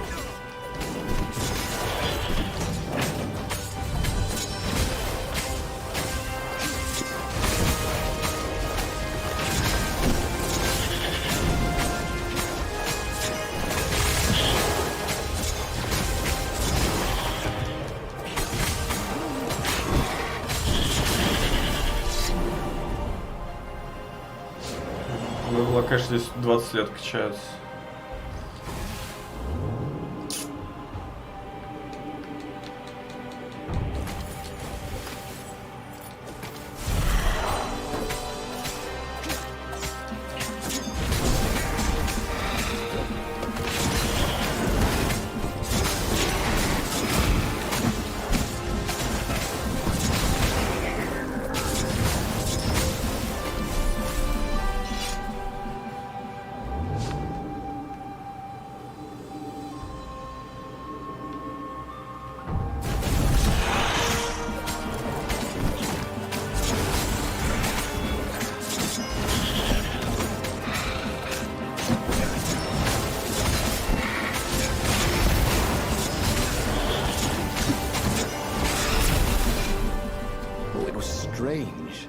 fighting to place a weapon he could not use. But he could end the war tonight with just a threat. So much more humane than destroying a ship or an entire fleet. And then he would destroy the Sky Ripper in case some other adventurer was tempted. You never knew about some of these other foxes. Soon, it would all be over. Этим лицам нельзя доверять, согласен. Лицам нельзя доверять. Запомним. Come on. One fox, no waiting.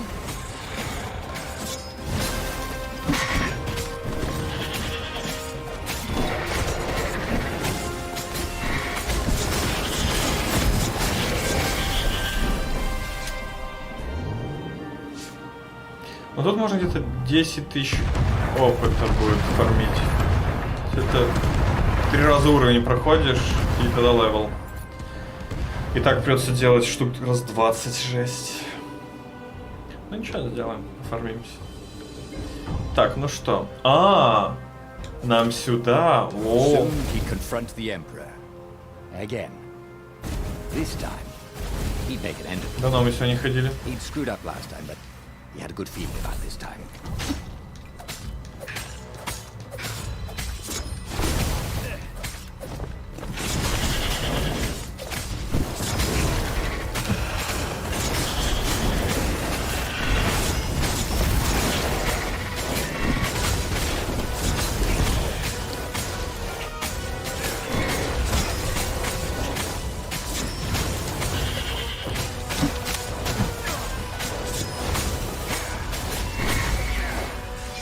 Ну все, смотрим. Давайте. Последняя смерть. Что же будет? He set up the Sky Ripper and let it warm up. Zenobia came out, flanked by a whole platoon of ravens. I know you, Reynardo. You won't actually use that, she said. I know what the scientists told you. That it would totally blow up your fleet. You're reckless, Reynardo. Bold. Dashing. Brave. Devil-may-care. Wild. Impulsive. Hasty. Rash. Sometimes even a little harebrained. A bit feckless, even. You just don't think things through. Oh, get to the point, woman. But you're not crazy.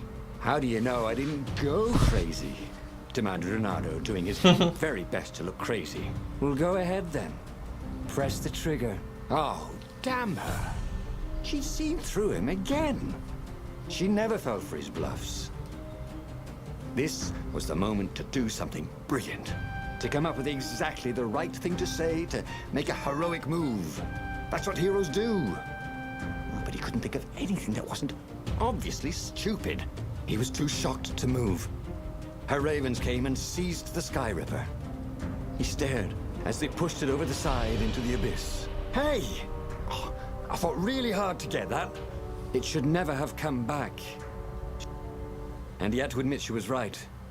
She had always been right. It was one of the frustrating things about her. Years later, as he rotted to his death in an Imperial prison cell, Reynardo was still trying to come up with something clever and heroic that he could have done in that last moment. But he never could. Круто, так он от старости. Еще мы не старели еще ни разу. But he already had all this. Часов 30, наверное, 25-30. He was sure of that. Есть уровень. He must have not Тогда, когда он именно нужен был. Ah. Книжный What was the червь. best, worst mistake he could make? Probably trusting that traitor Lapino. Ну да, где-то 25 часов. Ну, по стриму можно посмотреть, на этом паузился же, конечно. Ну, я думаю, часов, да, 25. Хотя, не 25, подожди, нет. Думаю, 20. Думаю, 20. Да, потому что были концовки, как я за полчаса проходил. Первый час 15 были, потом 40 минут, 50 минут. Был рекорд, по-моему, 25 минут вообще одно прохождение. Ну, то есть, если убрать паузы, то да, где-то часов 20. Вот. Так, новая история завершена. История номер 22. Каменное лицо. Что это за герой? Герой, который открывает перспективы в самой безнадежной ситуации, способный победить без единого выстрела. Все. Старый Рейнардо последний. Неборез – легендарное оружие, изгонявшее самих богов. Рейнардо собрал супероружие, но даже со своим безрассудством он понимал, что столь древний и могущественный артефакт требует осторожности. Поэтому он обратился к ученым, предупредившим его, что это оружие способно разрушить само пространство время. Надежды Рейнардо рухнули, а тут еще и вороны продолжали прибывать. И тогда его осенило. Империя наверняка не в курсе всех этих пространственно-временных дел, так что он пошел на блеф, угрожая применить Неборез, чтобы вынудить императора отречься. Блеф не удался, и Рейнардо был вынужден сдаться. Все концовки. Сейчас я отхожу на минутку, и мы идем в финале. Так что все там, Влад, Яра, кто еще хочет, приходите, мы будем смотреть через минутку истинную историю.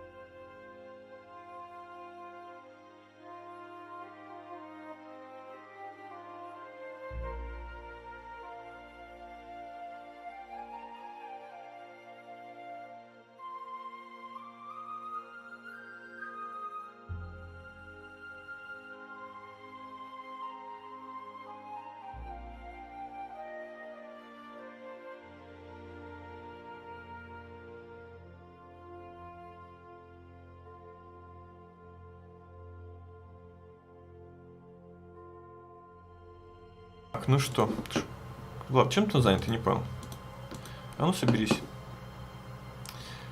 Так, ну что?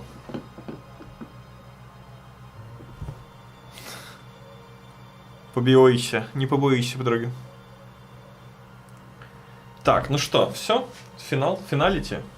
The book's pages fluttered to the beginning once again. Faster than before, and he fell. The clouds parted over the Isles of Boreas. It was time to choose. The rebellion was in trouble. Ravens were scouting for the secret rebel base. They needed a game changer. Pieces of the Sky Ripper had surfaced.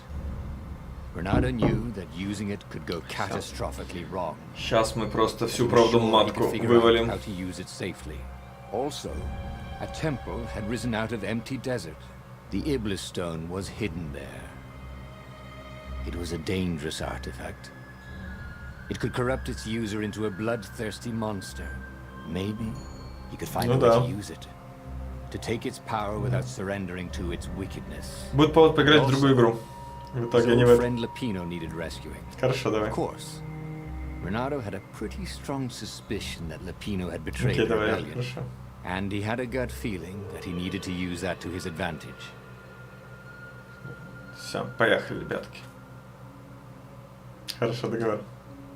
Renato finally realized that Lapino was a traitor to the cause. And maybe Renato could use that somehow. Хорошо, хорошо, отводить на стрим. Так, ну что, погнали. Тогда я тут читаю, лучше тогда это на полчасика отойди покурить. Или звук отключи. Так. Может, это как-то пригодится Рейнардо. Что делать с осознанием того, что Лапино предатель? Так, может, как-то пригодится Рейнардо. Что делать с осознанием того, что Лапино предатель? Со стороны Рейнардо было бы глупо снова довериться Лапино. Он должен противостоять ему, или даже лучше найти способ использовать предателя против своего господина императора. Возможно, Лапино мог бы стать тем, кто все изменит. Renato couldn't quite put his paw on when he'd realized Lapino was working for the Empire. He'd never exactly seen Lapino sending coded messages to the palace, but he was sure. The rabbit had been on too many disastrous missions where he was the only survivor, or where he accidentally missed getting on the boat that went down to the abyss in flames. If Renato could prevent Lapino from getting back to the fleet with all the intelligence he'd probably gathered, it might be worth the trip. Мне очень нравится. Круто, круто, круто. Хорошо, хорошо. How had they come to this? They'd been on so many adventures together. Lapino had talked Renato out of prison at least 4 times, and Renato had rescued Lapino from at least 2 lynch mobs.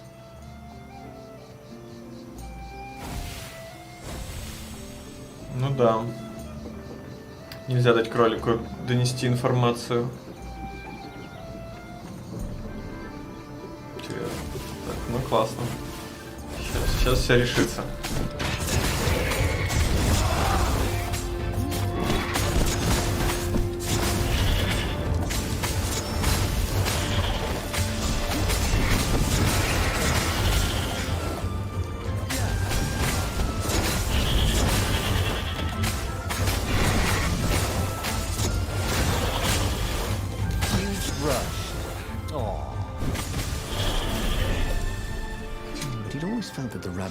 Resented him. Lapino was hilarious because he was so down on himself and everyone else. But behind the laughs, he wasn't a happy camper. Ooh, was this payback? Or did the Empire have his little white tail in a vice?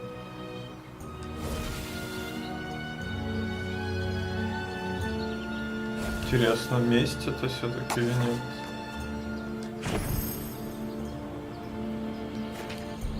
Вот и узнаем, месть или все-таки его семья в заложниках. Мне кажется, он просто злой. Мы сейчас узнаем.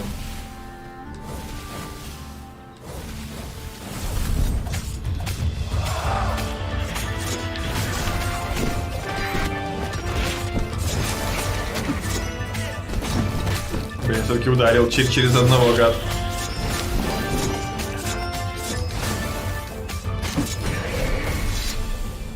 Lapino must be waiting at the end of the cemetery.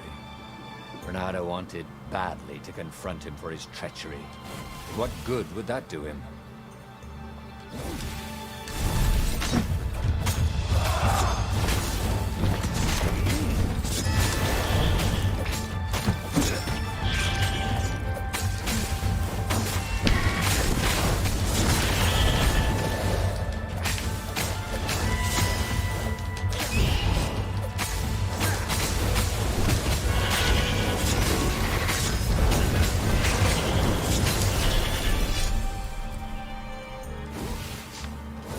Lapino would betray him. The call was dangerous. And Renato had a fleeting idea that the 2 ideas went together somehow. And then it was gone again. Ah, damn ideas. They never stuck around when you needed them.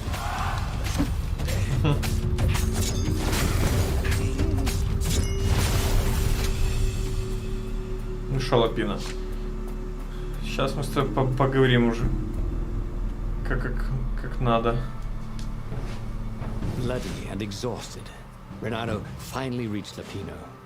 The rabbit was practicing shuffling his favorite deck. Now that he knew what the rabbit was, there were a few things about him that Renato didn't find so amusing anymore. You sent me an urgent message saying that you're in danger. Oh, I am. The ravens are coming. Now, I got a clever plan to kidnap Zenobia. Renato wanted to clap shackles on the rabbit and shout, "You're a traitor, and I'm not falling for it." But if there was one thing Renato was sure of, it was that the core of the Sky Ripper was dangerous mostly to its user.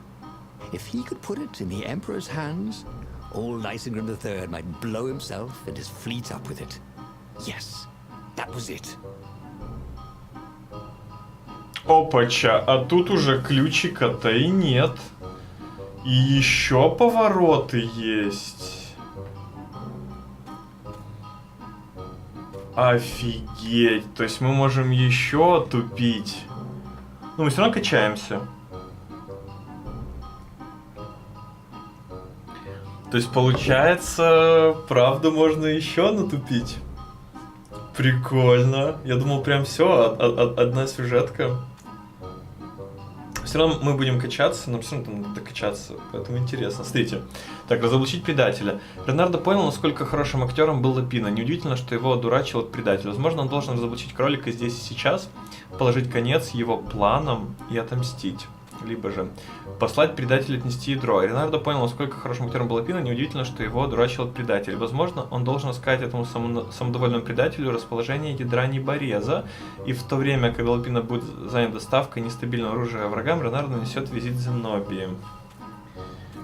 Так. Ну, скорее всего, вот это. Но мы пойдем по вот этой. Не знаю, может это и правильно? Узнаем. Но походу надо разные выбирать, чтобы пройти.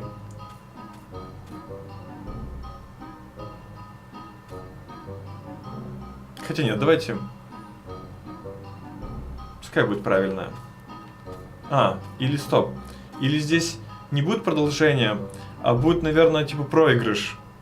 Типа смерть и сразу уровень заново. Наверное, так. Ну давайте попробуем вот это, короче.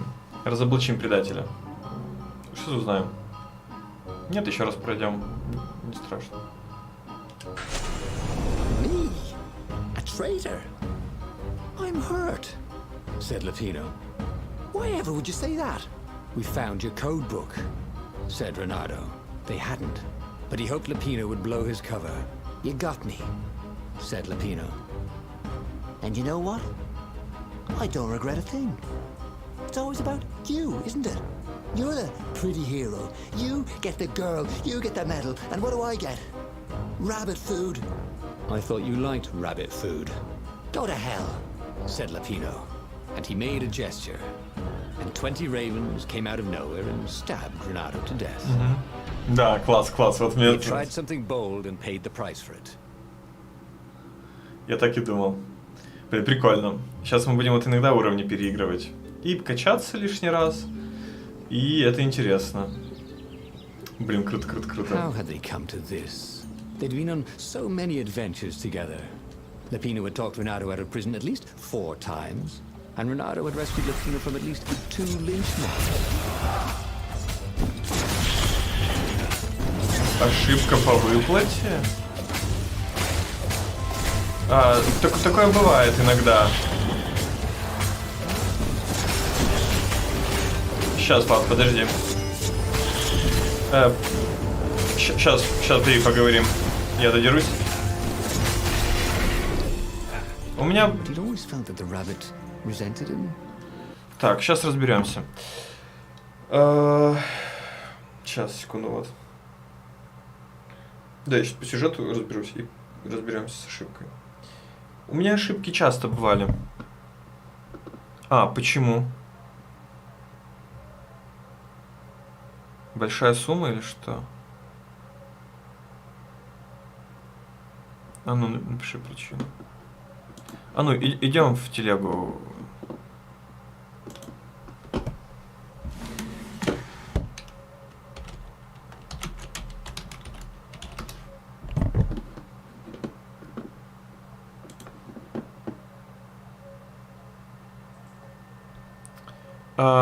У меня такое было.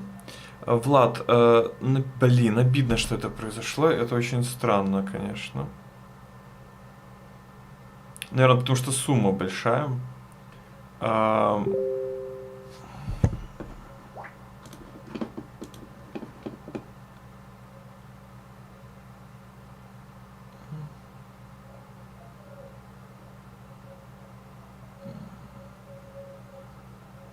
Блин, легче было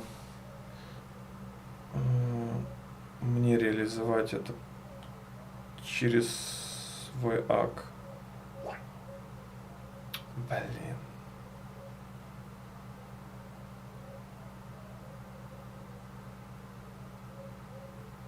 Через свой ак было бы, я думаю, проще. Ладно, сейчас разберемся.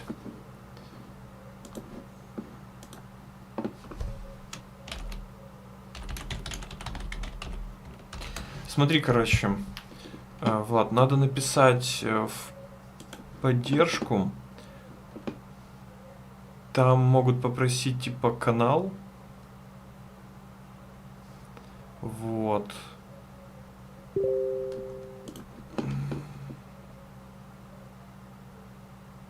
Да. Да, блин, что-то я тупанул. Блин.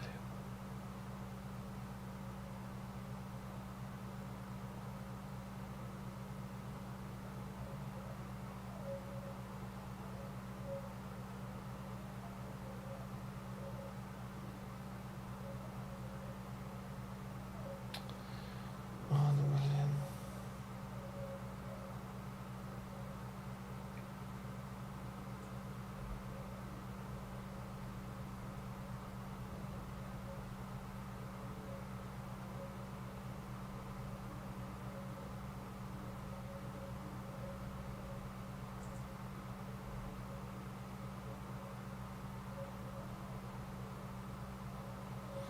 Сейчас, чатик, извините. Так.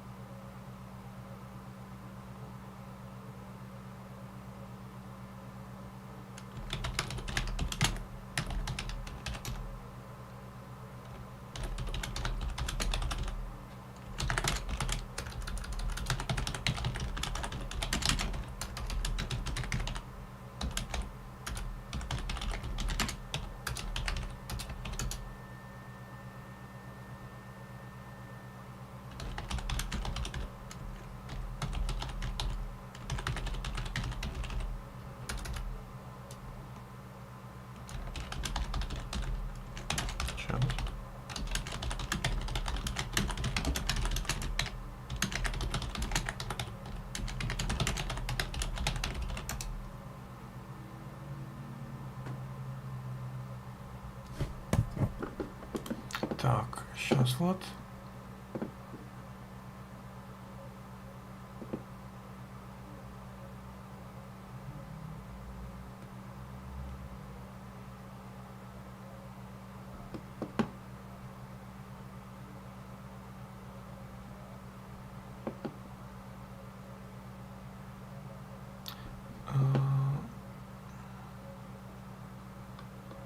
Так, сейчас, подожди, Влад. Сейчас разберемся. Блин, конечно, я тупанул. Блин, я все усложнил. Что-то я вообще не подумал. Просто я понял, боялся, что себе не переводить. Блин.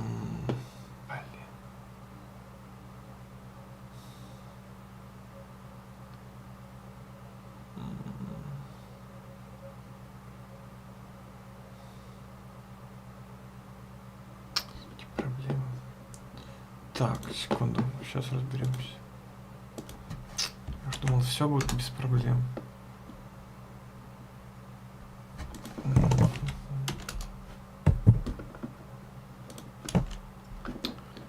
Так, сейчас, Влад.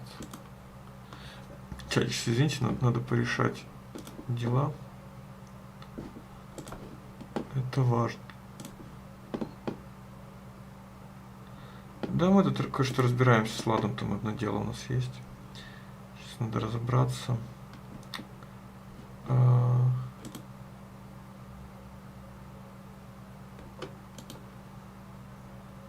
Блин. Влад, а у тебя есть какой-то контент на канале?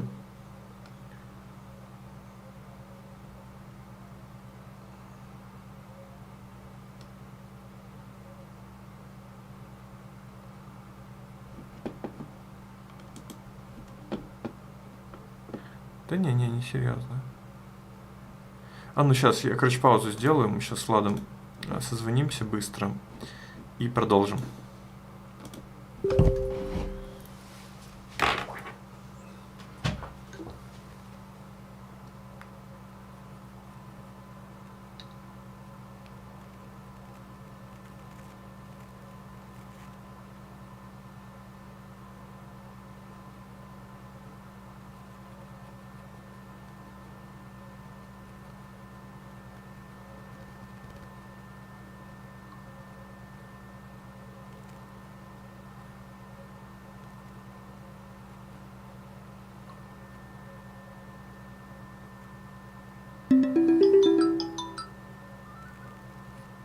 Так, привет. Да. Блин, да я, тупанул что-то, что надо было реально просто, я мог мамину карту взять, по сути, матери. Нет, тебя это слышно на стриме. О,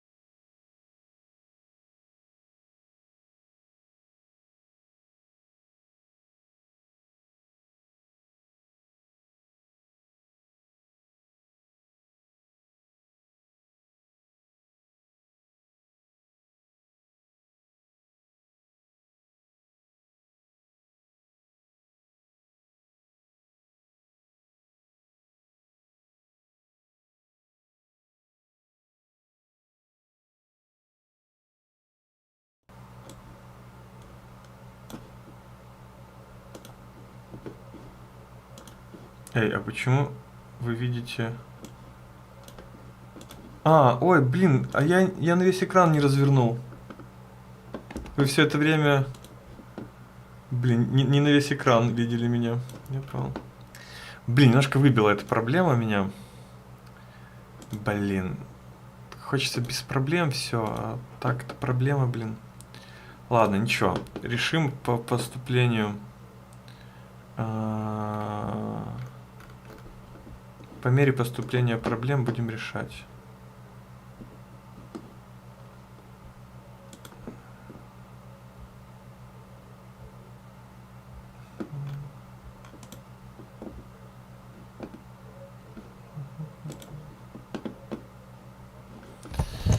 Так, ладно, сейчас. Блин.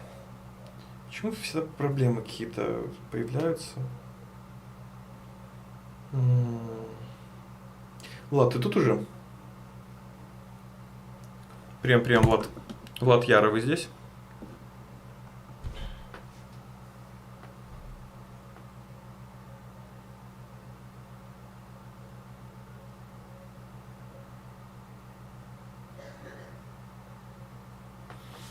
Сейчас, ладно.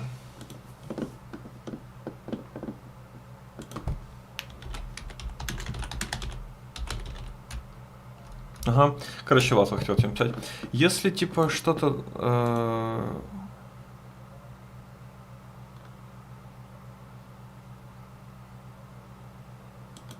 Сейчас.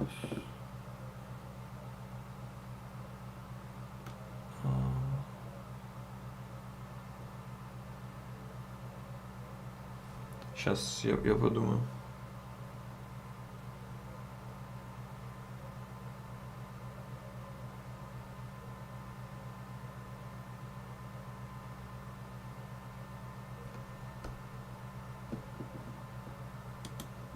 Сейчас, Влад, я тебе напишу.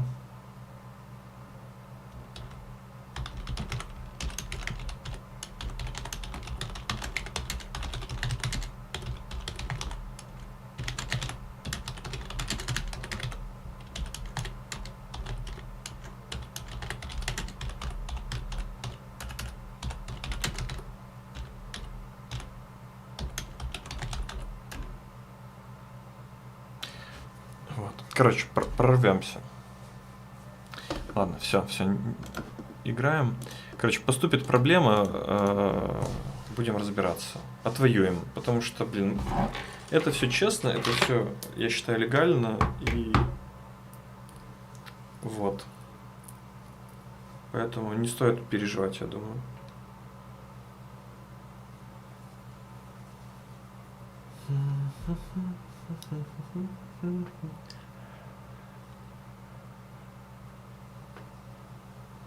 Сейчас будем продолжать, короче, играть.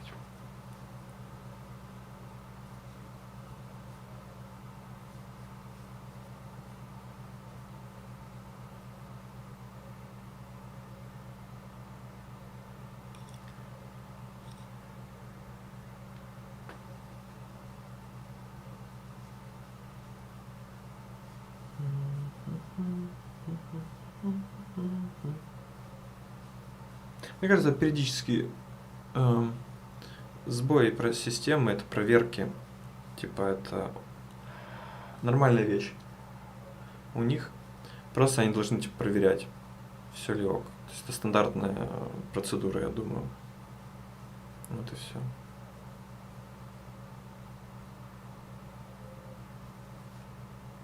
Ну, блин, ну этим они очень сильно, блин, конечно, отпугивают этим. С этими сложностями, то что надо каждый, там, не знаю, каждую сумму отчитываться о ней, по сути, блин, ну это же донат. Донат это, блин, необлагаемая вообще сумма, то есть, это, блин, можно за что угодно донатить. Вот, поэтому...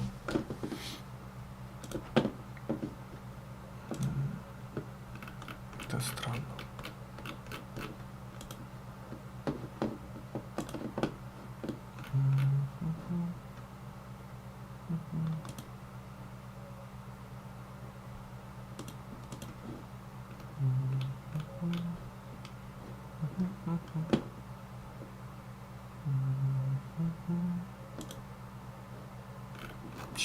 гляну. Так, сейчас.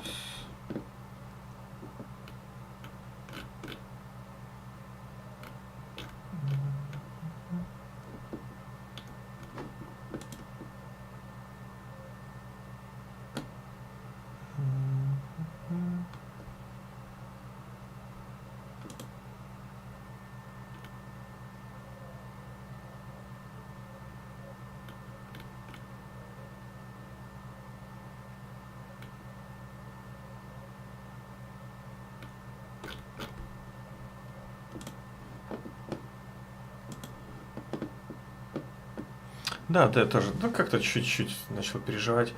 В любом случае, блин, если что, слушай, да, можно будет, чтобы они мне написали тоже, или я там, ну, дашь мои данные, ну, если что, короче, разумно, я напишу, блин, ты донатишь мне, как бы, я что, не могу тебя задонатить, блин, за творчество твое.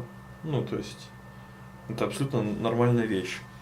Меня, конечно, возмущает эти моменты, что донаты могут только, блин, ну, если у тебя канал есть, а если нет канала, блин, если ты музыкант, который выступает просто, его попросили ссылку сделать, то есть просто поскидывать донаты, потому что, ну, на карту уж не каждый хочет кидать, то есть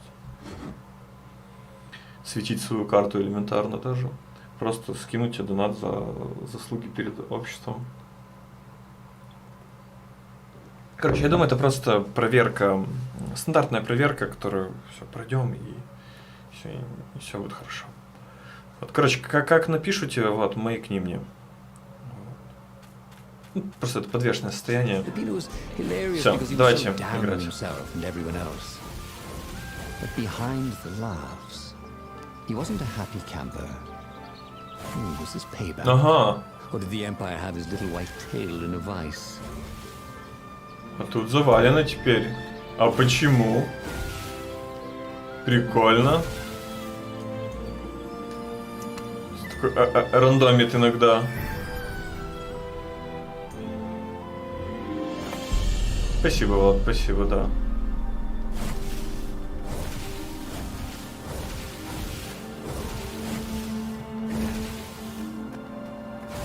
Это приятно.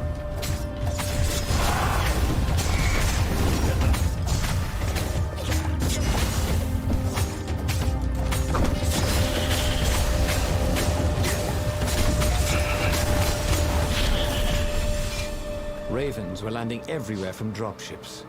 He'd better get moving. If they got to Lapino first, the rabbit would give the Empire all the intelligence he'd been stealing from the rebellion, and they'd probably give him a medal. He'd have to be very careful about how he played Lapino. At the slightest hint of danger, the mad rabbit would take off like a rabbit.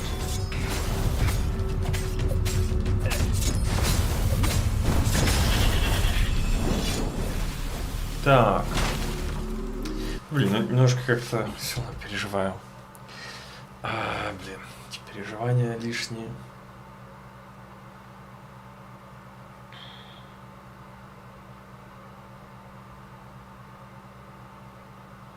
Просто еще понял, что надо ждать, то есть какое-то время.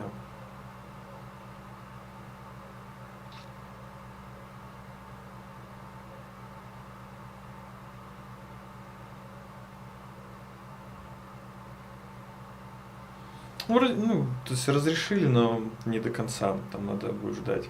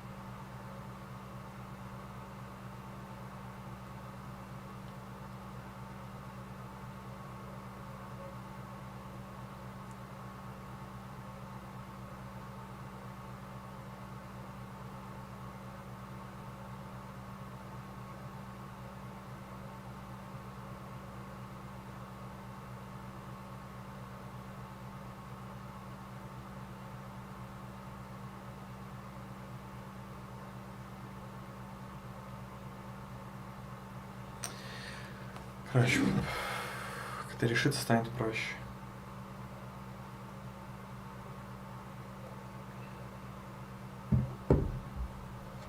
Да, блин, я просто немножко нервничаю.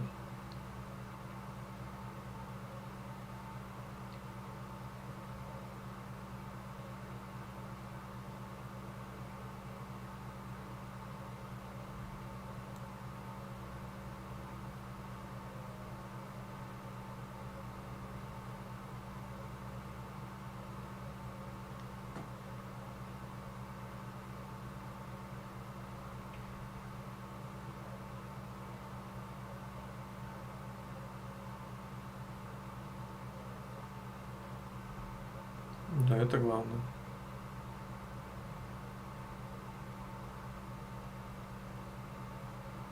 Короче, прорвемся.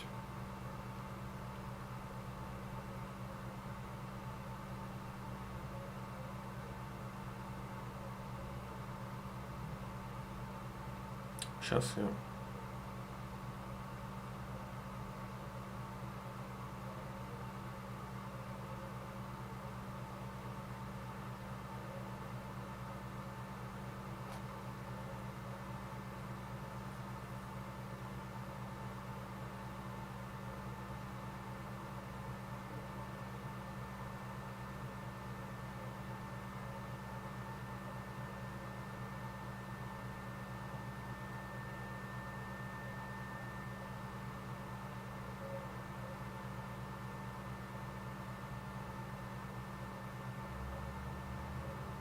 О, кстати. Сейчас.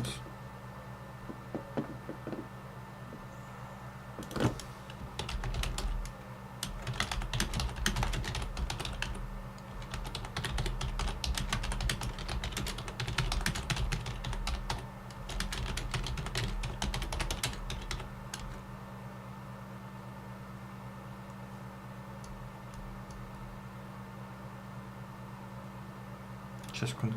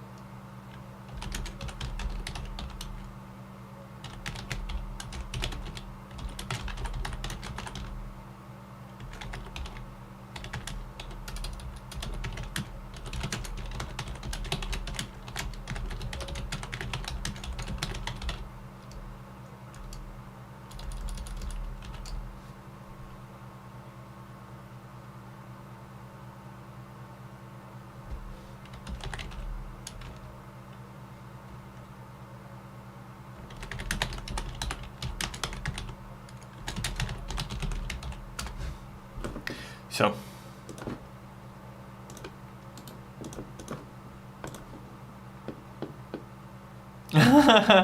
Все, давайте, Влад, Яра. Так, я словил леща, все. Короче, если что, опять, Яра, сейчас спойлеры будут, так что можешь пока уходить. Так, смотрим, значит.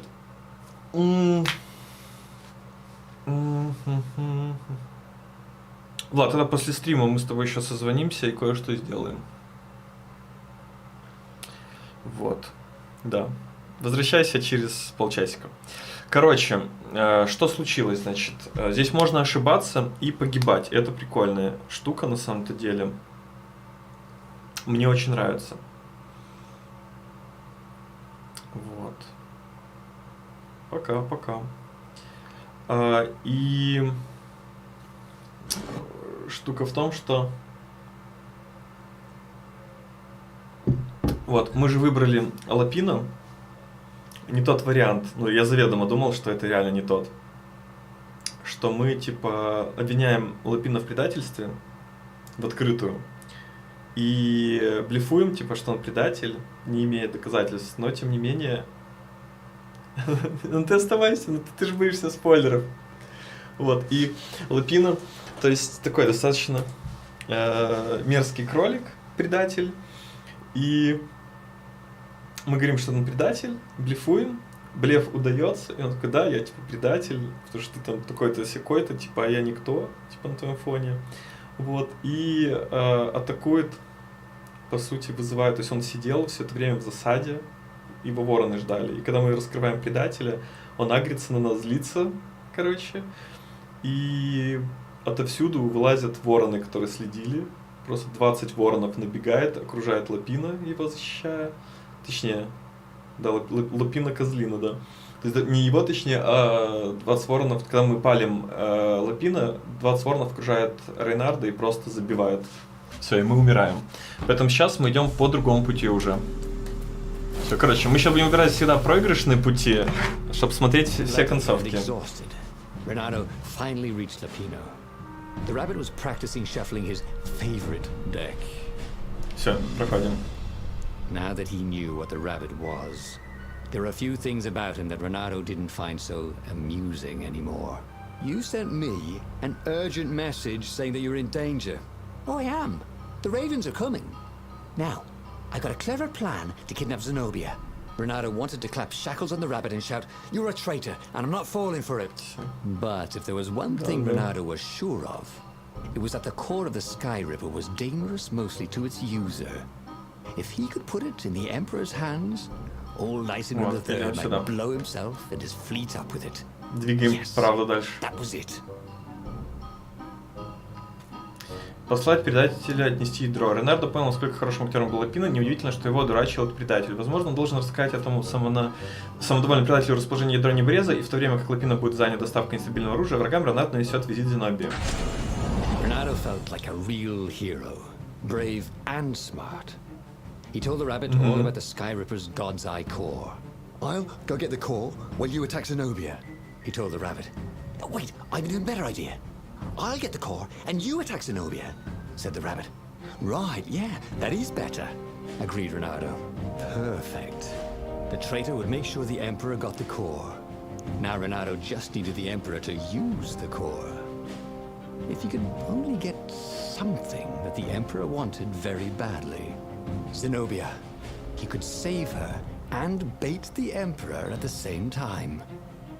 Блин, круто, такие планы вообще классные. То есть подготовка, исходя из всех тех случаев, мы сейчас прям очень подкованы. Right.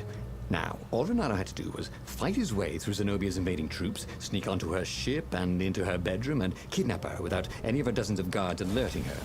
Then, he would rely on her love for him to convince her how evil her father was, so she'd run away with him instead of going back to her father, who was going to blow himself up. It did sound a little risky. Прикольно, круто. Мне очень нравится. It would work out somehow. It always did. Все получится. Я уверен, сейчас все получится. Будем ошибаться, конечно. Заодно уровень поднимать.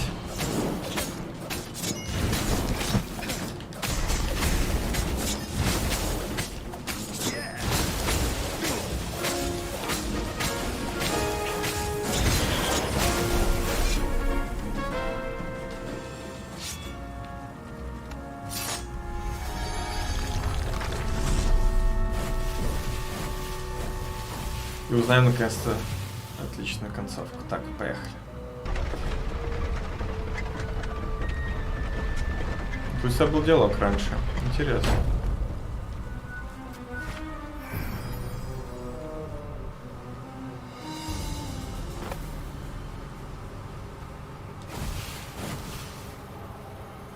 Ну, поворачивайся. Hey, how do you tell if someone's far away or just really small? О, Лапино, нифига себе. Ronaldo was halfway to Zenobia's encampment when Lapino showed up. He was disheveled and distraught. Интересно. They jumped us. I barely got away. Oh, they got the core. Oh, it was all going according to plan, thought Ronaldo. Now he just needed Zenobia on his side. Yes, that was even better. The Iblis Stone. Zenobia could get it. And then the Emperor would have to pursue them. Wait. No. The gem would corrupt anyone. Even her. That's it, he thought. Even Lapino. Even though Lapino was already a traitor. It would turn him against his secret master, the Emperor. He would try to make himself Emperor. And the Emperor круто, would have to defend круто. himself with the core. Boom. He was a super genius.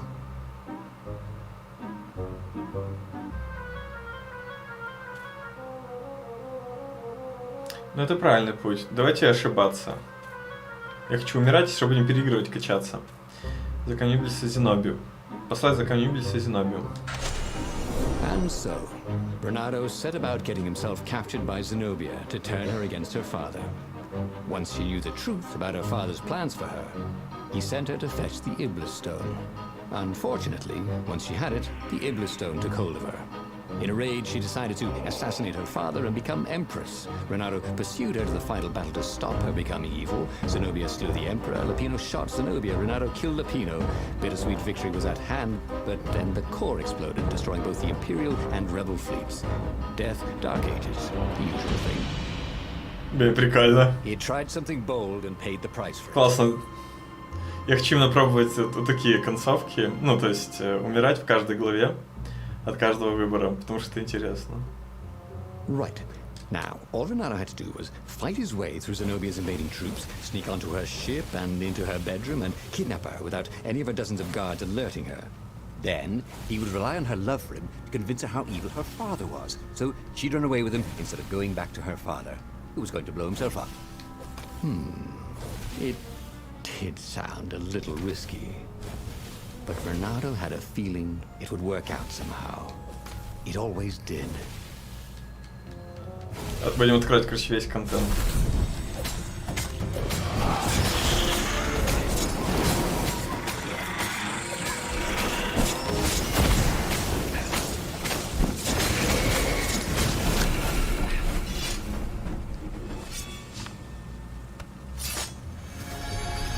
Ага, все, понял. Сейчас.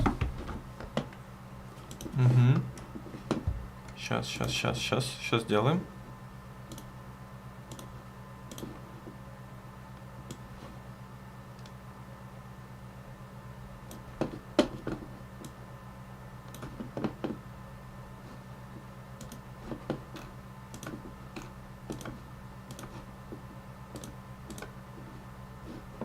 Сейчас, вот.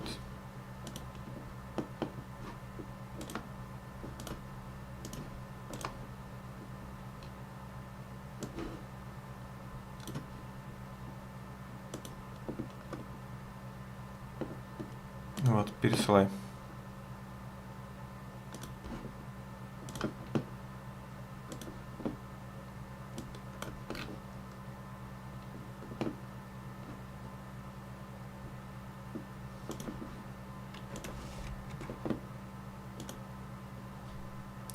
Как в наше время, блин, тяжело донатить кому-либо. Бремя. Сложное бремя. Ну, надо.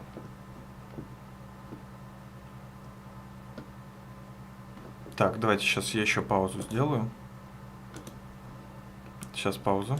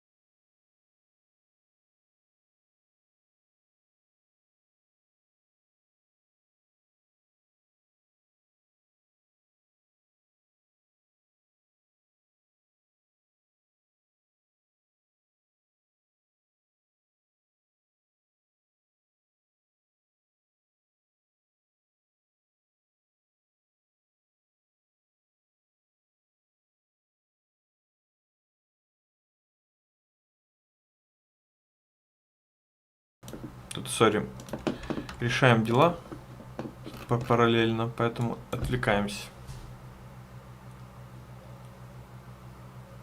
Так, все, продолжаем.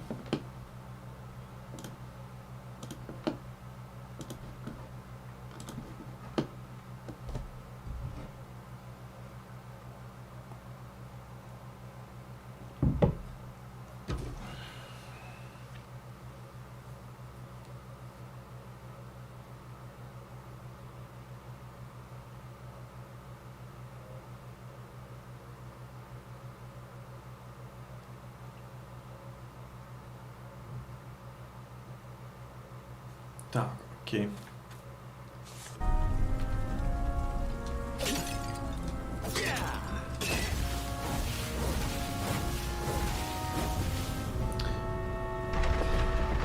Так, что мы имеем?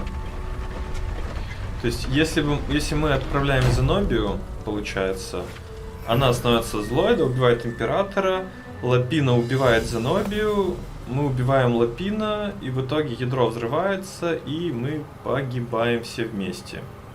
Это нам не нравится, поэтому... Two eyes good. One eye dead. Там, по-моему, еще ачивка есть, выбрать все варианты правильные. Это, наверное, придется еще раз пройти залпом. Я хочу пошибаться сейчас. When Lupino showed up, he was disheveled and distraught. They jumped us. I barely got away.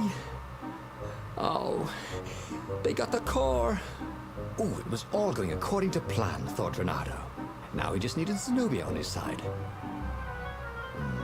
Yes, that was even better. The Iblis Stone. Zenobia could get it. And then the Emperor would have to pursue them. Wait. No. The gem would corrupt anyone. Even her. That's it, he thought. Even Lupino. Even though Lupino was already a traitor. It would turn him against his secret master, the Emperor. He would try to make himself Emperor. And the Emperor would have to defend himself with the core. Boom. He was a super genius. Да, конечно. Послаем за камнем Иблиса Лапина. This is terrible, Renato told the rabbit. If only I had gone for the Iblis Stone. But now it's lost in enemy territory. He handed Lupino a map. It gives the bearer so much power. We can only hope the Emperor never finds it. What was that? Said Lupino.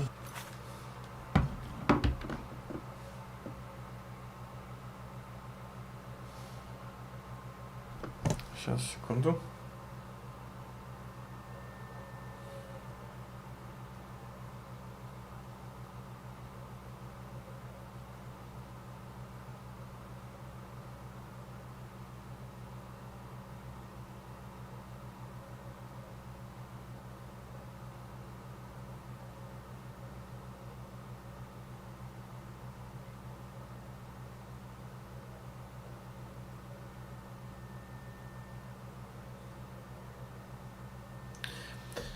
Сори, я подумал.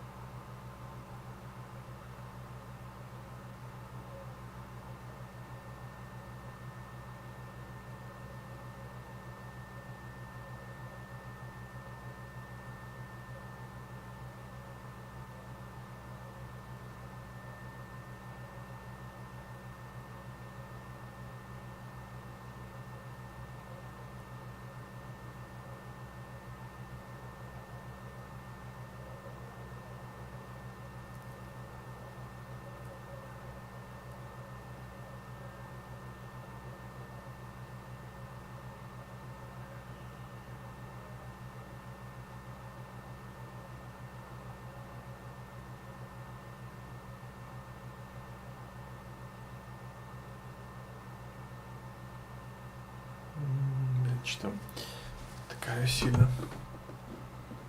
Сейчас.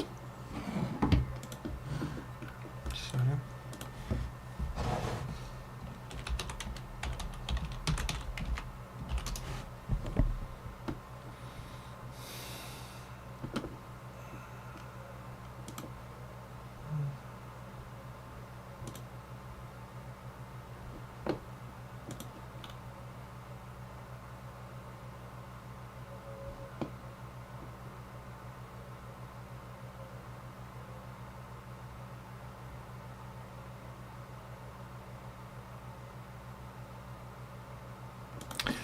Блин, сейчас это просто...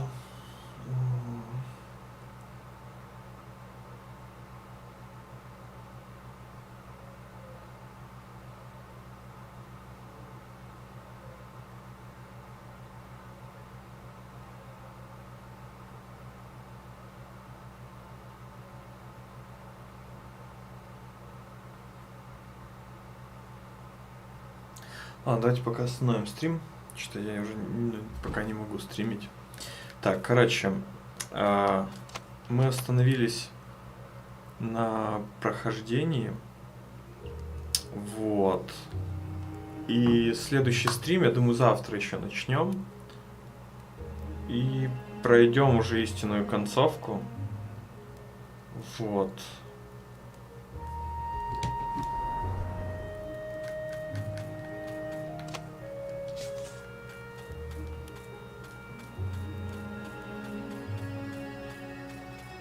Все равно придется еще покачаться. Вот, и следующий стрим сделаем, пройдем нормально концовку, покачаемся, все будет хорошо. По сути, что? Вот мы Лапина послали за ядром, а Лапина ядро потерял, типа. Вот, и мы это все сделаем, нормально пройдем. Кстати, сейчас немножко расстроенный. Вот. Поэтому в следующий раз обязательно пройдем. Вот. Спасибо, что были, ребятки. И я пошел отдыхать. Давайте, всем пока.